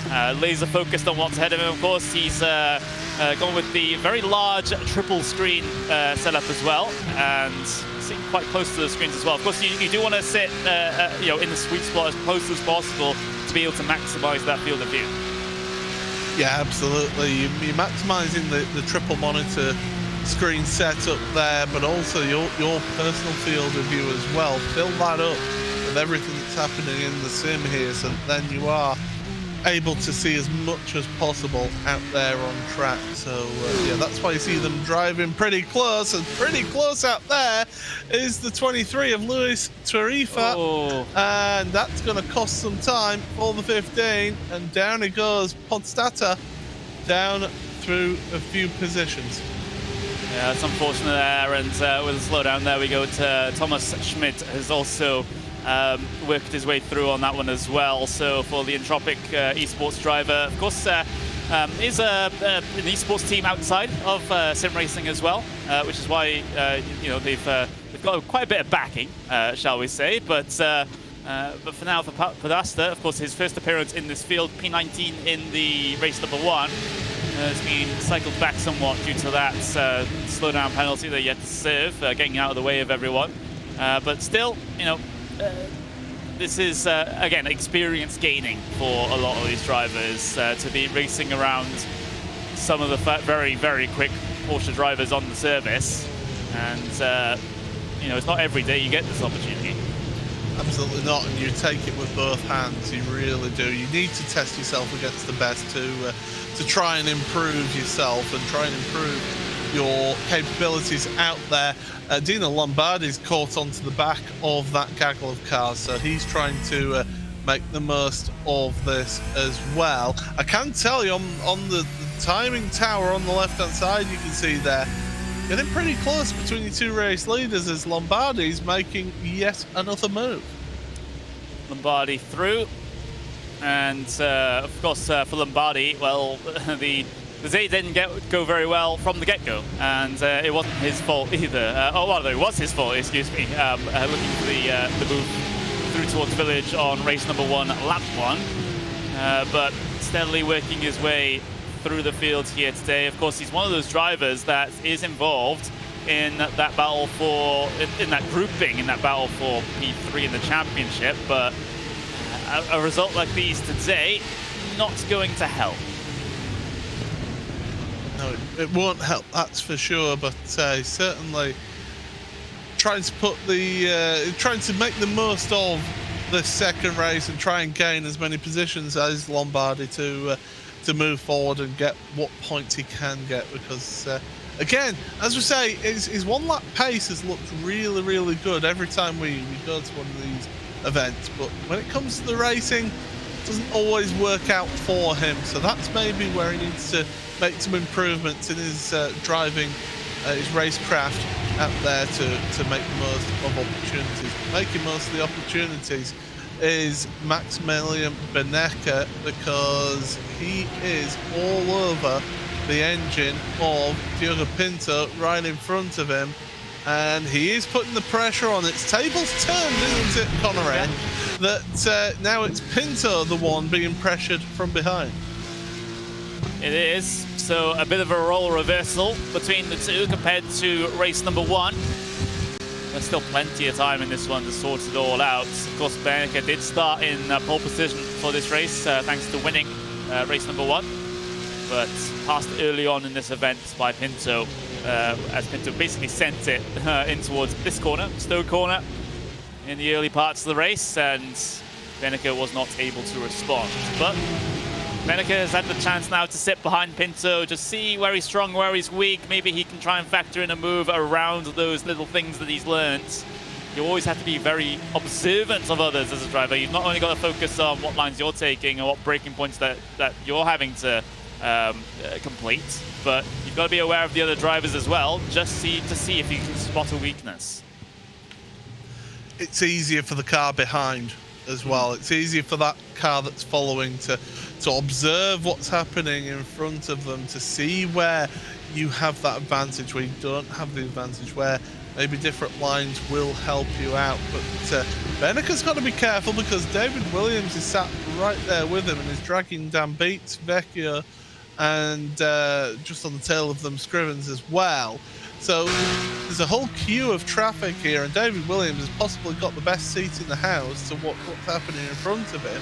And he's just sat there patiently thinking, well, come on, boys, start fighting, make contact with each other so I can take the lead here. It's not how he would want to take the lead, of course, but you know, you take what you're given out there on track. Any opportunities that arise, well, you know, if you don't go for them, they're you might as well sort of go home at that point, especially at this level of racing. But Beneke just following, again, so closely. He's doing exactly what Pinto did to him in race number 1, in just making that car look big in the mirrors and applying the pressure. But I think Pinto is similar to Beneke in the fact that he's not one to tend to crack under that sort of pressure. Yes, he made a mistake in the first round of the season in a pretty good position, but apart from that, it's been pretty clean sailing for Pinto. But you know, things can all change on a dime. Tremendous to watch this though. It's great to see this. We're at the halfway point of the race, and they are fighting it out now. Ricardo Ferreira is actually just off the back of this queue of cars. He's still in that slipstream zone, so he's sticking with them. In 7th place, he has lost 2 positions in this race. Gianni Vecchio, what a tremendous drive he's had. He started this race in 7th, now up to 5th. And he's right there in that battle pack. Speaking of packs, well, Luis Tarifa has got a whole gaggle of cars behind him that all want to go past him. Yeah, so let's see what happens here, because it can get very sketchy very quickly. If one car makes a mistake, gets out of line, that causes a bit of a chain reaction a little bit further behind as well, and it can cause all sorts of problems. And that was Lombardi. Yeah, Lombardi's around. You see, as you mentioned there, Connery, just as you mentioned it, what Concertina, one little mistake can cause havoc. Well, it's caused havoc for Lombardi there, and his day goes from bad to worse. It does. Just one to forget for the Leo Racing Team driver of Dino Lombardi. 15 minutes left, well, just under 15 minutes left to go in this race, past the halfway point now, and still languishing at the very back of the field. A lot of lost points today for Lombardi. He was looking pretty good in practice, pretty good in qualifying as well, but simply when, you know, that instant in race 1 happened, hasn't been looking himself at all, and now has fallen back through the order once again due to that little problem right there. But you can see the sort of quote-unquote leading train at the moment hasn't separated itself out as much as what we saw in race 1. In race 1, we just saw Pinto and Beneke just kind of break away from everyone else. You know, kind of the main cause of that was that instant in towards the first couple of turns on the first lap. But in this race, everyone else kept themselves close together. So David Williams, he's sort of sitting in the position of, okay, I can just sit behind here, maybe just let these guys fight and scrap, and maybe I can nick a couple of places off both of them. And, you know, Dan Beats in a very similar situation as well. So lots of third parties that can get themselves involved in this battle for the race lead. Certainly can. And I would have liked to have said that David Williams would be able to look after his tyres a little bit, but I can imagine that he's having to push as hard as possible to keep with those front two, because those front two are keeping up an incredible pace at the front of the field. And I can tell you that the average lap time in the last 3 laps, there is hundredths of a second between the front 3. So that tells you the level of consistency between the front 3 there. And it shows why it's so difficult to make that move, because there is so little speed difference out there. Always the tricky part. Especially here when it's a spec series. Well, for all intents and purposes, it's a spec series because, identical cars, identical setups here. We're using fixed setups in this series, so you can't, play around with the setup to prioritize one thing or another. You can't just like reduce the downforce on these cars, reduce the drag, try and get a bit better straight line speeds. Everyone has the exact same setup. Of course, you can play around with things like brake bias, but those changes notwithstanding, everyone's using the same cars, the same equipment. So the differences are a little bit, well, mitigated as a result of that. It's all down to the driver rather than the cars or how the car's set up. Yeah, the fleshy thing between the wheel and the pedals is the one that makes a difference right there. And yeah, when you get to this level, it is just the minutest little differences that will give you that advantage, and just little things. If you do those little things right, then that will get you ahead and further up the field. Pinto running a bit wide through Club Corner. Now you need to be careful with that then. Don't run too far wide, or else the iRacing service will issue you automatically a slowdown penalty for trying to gain an advantage. He didn't get that there, but any further wide, it would have been very close to that. And worth pointing out, we, as you mentioned earlier, Connor, we do have live race stewards. Number 23, Luis Tarifa, has been told to drop behind number 15 of Lucas Podestat. We also had a situation there with Valero. Valero having a couple of problems. Single car problem, just locking the brakes into Village, pushes wide, ends up losing, well, just one position as a result. That was one position to Tiber, and puts him out in a battle with Tobias Grundkotter as well. So not ideal there from the 3, who's had a very good day today, at least compared to where we're used to seeing him, Valero. He's kept himself inside that top 10 quite comfortably, scoring some decent points here today. It's every livery on that car, is kind of more like a toy racing car than an actual racing car. But still, not letting that get in the way of how he's driving. Not that little problem notwithstanding, has had a pretty good day today. Yeah, it's almost like a certain toy car manufacturer that have exceedingly warm wheels have done that paint job, but it certainly stands out, and I thank him for that. It really helps us in the commentary box be able to point him out there. I can tell you, Race Control are getting a little bit upset with the 23, and they've warned him that he has to drop behind the number 15 car by the end of lap 11. So he's got one more lap at the end of this one to serve that, to give that place back, or else, well, what else do they do next? Do they issue a time penalty? Do they issue a drive-through penalty? I think it'll be a drive-through. Although if they're taking a big issue of the driver, no, he's doing it now. There we go. So it's a. There are better places to do it, though, as he's like Wagner just sort of taking the opportunity to try and get past as well, even though Tarifa didn't need to let him through, but Tarifa stays ahead for now and does slot in behind the number 27 car, behind, where is he, number 15? Oh, yeah, Tarifa, has let those cars go through, so... Yeah, a bit of an awkward situation there, down on the racing line into the braking zone of Vale. Probably not the best place to slow down, and it has triggered a couple of other battles here as well. Yeah, certainly there's tremendous for us to watch, of course. Volkovic at the front of those now, in front of Lucas Podstata, and that was the one that Tarifa was told to go behind. Well, Daniel Muth is now involved in this, and the man with no advertising get in touch. I'm sure he'll give you his details if you are interested. But he's now trying to get back past. He's where he started his move down in 18th. He was looking a bit further up, but yeah, a couple of issues out there has just dropped him back now, back to 18th. Well, there we go. Fantastic little duels here in the mid-pack in the closing 8 minutes of this race. Podesta involved. Look at that timing screen. Look at that timing screen of the lead. Oh, they're leaning on each other, aren't they? There they are on the left-hand side of the screen. Beneke has squeezed through, and now Williams looking to get himself on the second step of the podium.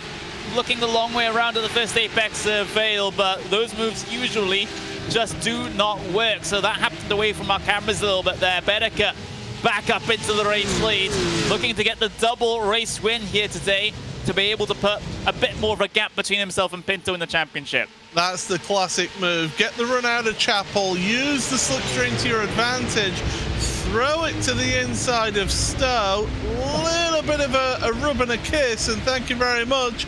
I'll take the lead back, thank you. Great stuff. And look at Williams as well. He was always poised, ready and waiting, just in case something like that happened, to try and take the opportunity to finish a little bit higher on the podium. But that chance will go a-begging for now. Still might be chances at the end of this race, though. Definitely not outside the slipstream range of Beneke. Beneke has typically had the better clear air pace compared to all those drivers behind. That is shown in particular in qualifying, a couple of tenths of a second ahead of everyone behind him.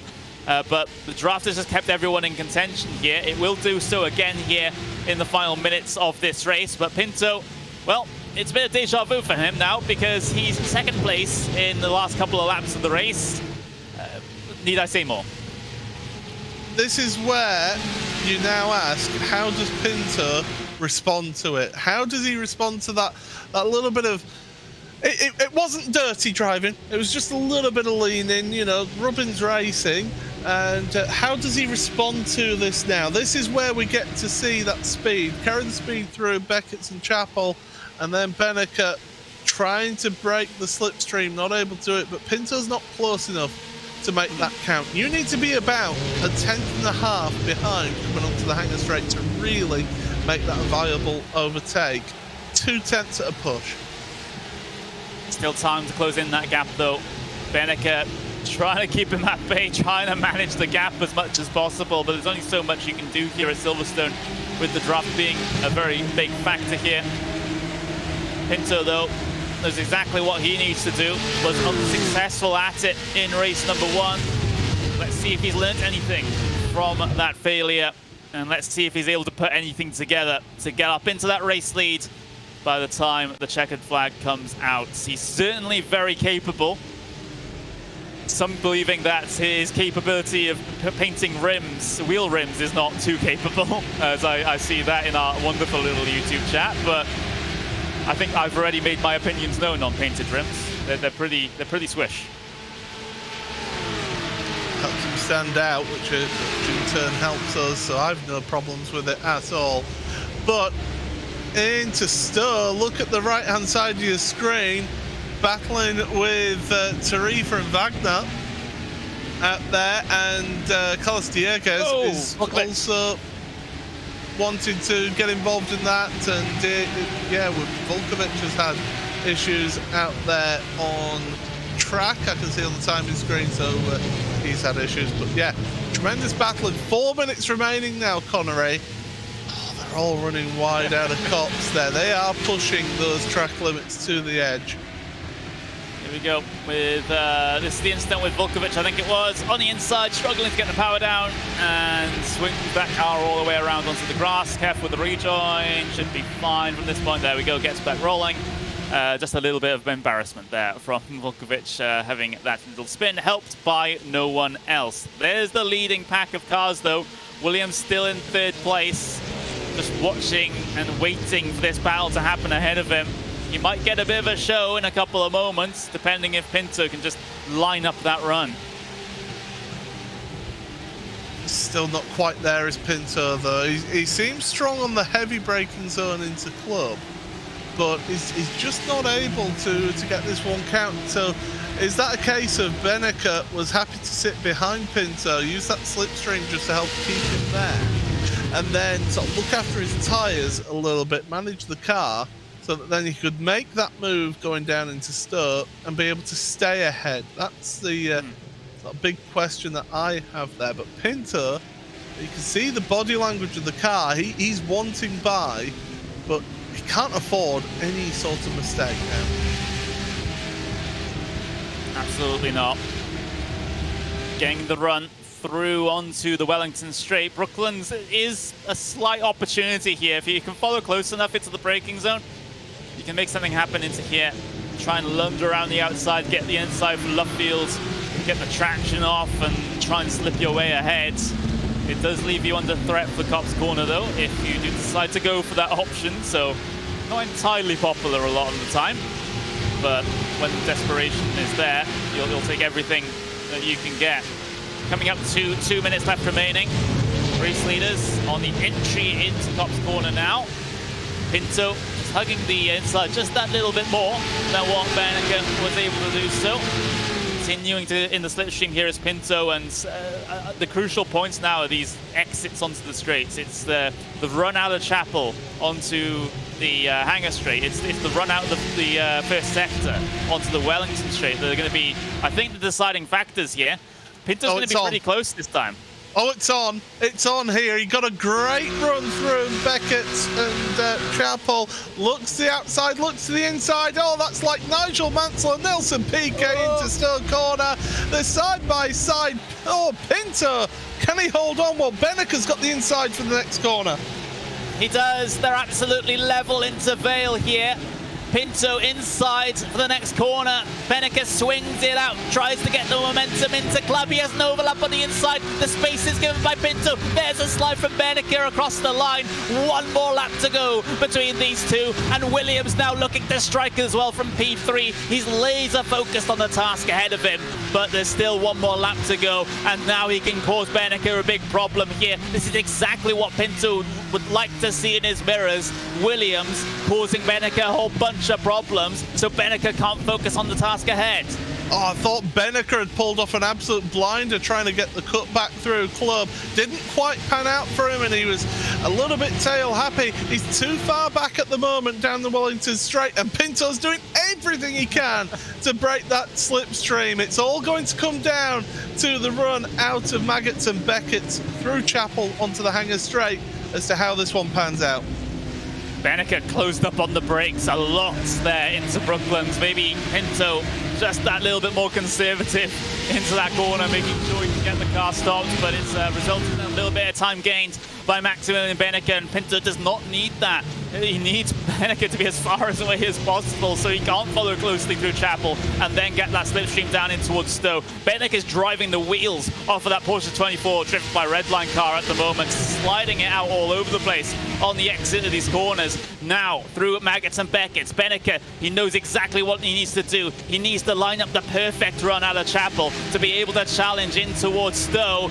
It's a bit of a struggle for traction, but there we go. Here's the big weaving from Pinto coming down the Hangar Straight. It's going to have to be a lunge from Maximilian Beneke, either at Stowe or at the Vale. He shows the nose into Stowe Corner, but there's nothing he can do from that far back. Pinto, just a chicane and a corner to go, and he'll pick up race number 2 win here. But here comes Beneke with the big lunge, a puff of smoke as he locks the brake, but it's too far back. It's simply not enough. And here comes David Williams for B2, looking to the inside for the final corner. Monsters the curb, gets unsettled, but it's Diogo Pinto that picks up race number 2 win here at Silverstone. The status quo is maintained into the next round between the two championship contenders. Oh my words. Finishes like that is why we love sim racing. It's why we love motorsport in general, but sim racing in particular. That was tremendous between the two of them. And yeah, oh, we got a drama at the last lap. Whoa. 2 cars into the wall. Now they will have crossed the timing line. So Lewis Tarifa is the car that's gone up and over. that's not the finish line, that's the start line. The finish line is just at the start of the pit wall where that gantry is. So they did actually cross the line together whilst sliding. That was contact with Tarifa and Wagner. Wagner was the car on the inside there. And out of all of that, Circuit did get in a position over Wagner because he just about got to the line before Wagner came sliding across the line. Here's the replay here. Little bit of contact there, and across the line they come. They're very lucky that the start-finish line is that far back compared to where the front of the grid is. Yeah, they're very lucky that the timing line is further down the straight compared to where the start line is. But what a tremendous race at the front there, Connery. Drama at the front, drama in the mid-pack, it seems. Diogo Pinto, of course, these are the unofficial race results pending Stuart's review, but Diogo Pinto winning race number 2 here today. Maximilian Benecke about half a second back. Then David Williams, a last-ditch attempt to try and get onto that second step, but unsuccessful. Still decent podium for David Williams here in this one. Decent haul of points in his fight for third in the championship. Christopher Dambeats with a decent day still. He finishes in P4. Gianni Vecchio P5 here at the end of race 2. When you consider he started final row of the starting grid in race number 1, that's pretty good going for the driver of the 70. Dylan Scrivens P6 today with Ricardo Ferrara in P7. Alexander Tiber P8. And Gal Ferraro in P9. Tobias Grundkotter will score a top 10 finish here today in race number 2. Lucas Lang P11 with Lucas Lippert in P12. Nico Vizicpi in P13 with Simon Omosa in 14th. Thomas Schmidt in P15 with Lucas Postata in P16. Muth in 17th. Diegues in 18th. Lombardi 19th. And Cirotec rounds out the top 20 cars. And then those that in the final third of the finishing results, Mike Wagner, you got Siebels, Denela, Volkovic, P21, 22, 23, 24 respectively. Ruben Plaza, 25th here today in his first appearance in this event. Reiner Gieser, he's in the same situation, first appearance, P26 in race number 2. Albano Mora in P27, Luis Tarifa P28, Mario Velgert in P29, and Galdiano in P30. Then those very last, those the 30 cars that we had take the start here in race number 2. But Paul, it's a whole lot of action for something that hasn't really changed as regards to the front part of the championship. They remain at the same points gap as they were coming into this one, with Benecke taking race 1 win, and then Pinto being P2, and then Pinto taking race 2 win, and Benecke being P2. So nothing's really changed. Yeah, as I say, for the front 2, they might as well have just not bothered turning up here. But no, it was tremendous, tremendous action in this race, and a couple of incidents out there, but some really, really good, hard fighting throughout the field. And that mid-pack again, giving us some action. Yeah, there was one or two little incidents, and Matthias Siebels there getting caught up at Copse Corner, and yeah. Just this championship keeps on giving us action and excitement and just tremendous, tremendous driving. And yeah, Lombardi, he tried the ambitious move there, and it cost himself that a number of positions at the loop there. But yeah, it's just such an exciting series. I love bringing this series, and these drivers show each and every week why they deserve to be in the series. Yeah, and it's pretty difficult to qualify into this. You remember, you don't have a surefire ticket into every single round. You do have to. Everyone has to go through the time attack qualifying. So yeah, there's a whole bunch of work that's done throughout the week in the lead up to these races by the drivers to even get the chance to race here today. And well, we saw a lot of mid-pack fights, didn't we? Involving Tarifa, Postata, Wagner, everyone involved in this big old cluster in the middle where everyone is so close in terms of their race pace. Yeah, absolutely. But it was at the front where we got some tremendous action towards the end, and Benecke got the run on Pinto, got the slipstream, and said, right, I'm going to the inside. There's very little you can do about that. Got the job done, little rub and a kiss. Pinto wouldn't have been too pleased about that. because then that put him into the clutches of David Williams, but David not able to get past. And that then led to, a few laps later, Pinto being able to make moves. Speaking of moves down at Stowe, there was more done down there as well. So, as I say, the action, Wagner and Tarifa there together, they just seem to be stuck together out there. Yeah, it certainly seemed to be the case, and everyone else is trying to get their way through on them as well. So, great little fighting, great little bits of fighting down in the mid-pack. But, like I said, the front of the field was as tense as everything going on back there, if not even more so, as there was the attempted move back there by Pinto, and just a little bit of contact between the two of them. And well, these guys are just giving us a good show week in, week out. Whenever we have these races on, it's always these two at the very front most of the time, just being very respectful to each other. I'm saying, you know, the space is being given here, you know, because Beneke, at least in that instance right there, could have, to save the slide, just tracked out a little bit more, but that path would take him into the side of Pinto. But he took the slide on the chin, he knew he could recover the slide, and everyone was able to continue on their merry way. Yeah, and then this all happened right at the end then. Wagner, and around goes Tarifa, up and over. He goes for a bit of a spin cycle right there. Lands on all four, but yeah, that was right at the end. But yeah, tremendous stuff, brilliant stuff to see, and Pinto thoroughly deserved that race win in the second race. And we can get ourselves a couple of words with the drivers that have been out there today, and well, podium finishers. We can even drag Mr. Diogo Pinto into the commentary booth. Diogo, what a fight between yourself and Maximilian Beneke, not just in race 1, but in race number 2 as well. Just give me your overall impressions of that one, because it seemed like there was not really all that much to separate you two. Yeah, it was the hardest race, at least until now. I felt like I was missing a little bit of pace, maybe a 10th or half a 10th trim. So I had to push all the way. He had that little advantage, so he could save some tires to the end. So it made my life a little bit harder. But yeah, I think he did a little mistake on the last few laps, and I managed to get him on the second one. But on the first one, I had no chance. I was missing that little bit extra to make a move on him, but it's all good. Of course, this means that you're heading into the next round of the championship with the same gap that you had coming into this round of the championship. You know, P1 and a P2 apiece. So, how does that change things now coming into the next couple of rounds, knowing that you guys are so close in points, sometimes pretty close on track as well? You know, what's going to be the edge that gives you the championship win at the end?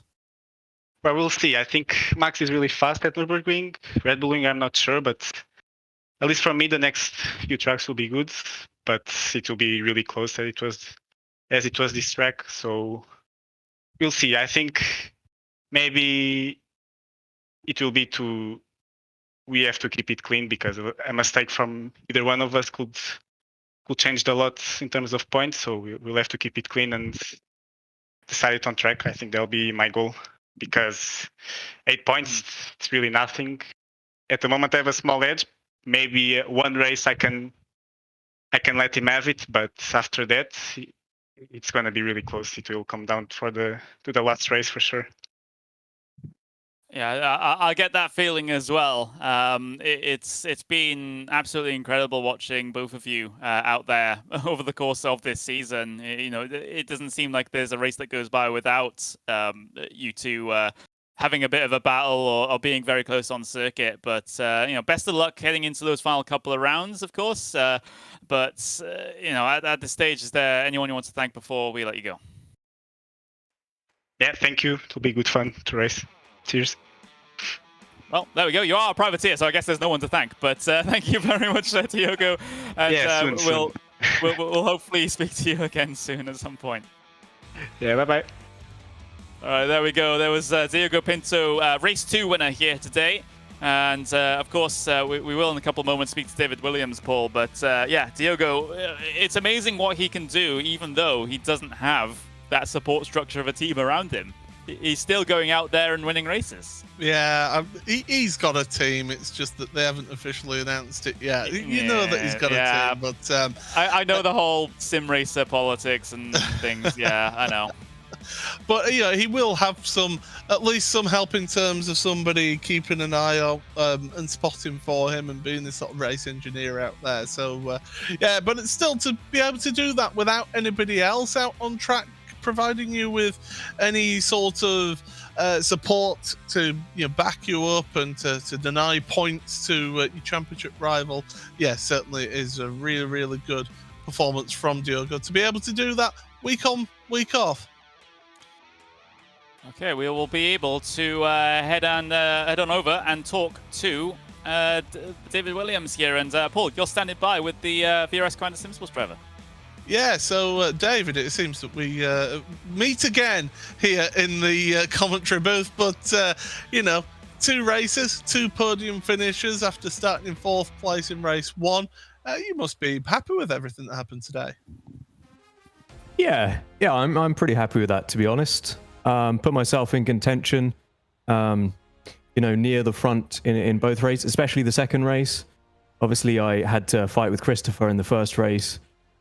Quite a fun battle, actually, but unfortunately, I did lose contention with Diogo and Max at the end of the first one. But yeah, we got a good start in the second race, and I just tried to keep everything as neat as possible to look after the tyres. So I still had some tyres at the end, and I think Diogo was struggling with his tyres a little bit, so the inevitable battle did eventually materialize between Max and Diogo. And then I was really torn. The last 2 or 3 laps, I sort of had some half opportunities, and I had a choice of either whether or not to really go full on aggression and try and get second place and pretty much lose the chance of a win, or stay patient and try and hold on to the chance of something happening at the end, and maybe the win would still be possible. In the end, I did sort of something in between those two, which didn't really work. But yeah, I'm still pretty pleased. Yeah.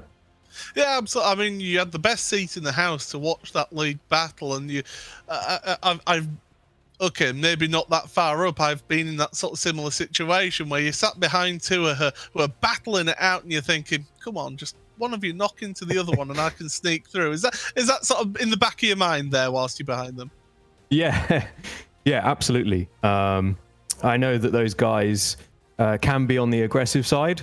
We've seen it before, so I was definitely hoping for some freebies, let's say, and to capitalize. Ultimately, it's not the best way to win, but a win's a win, so I would have been happy with that.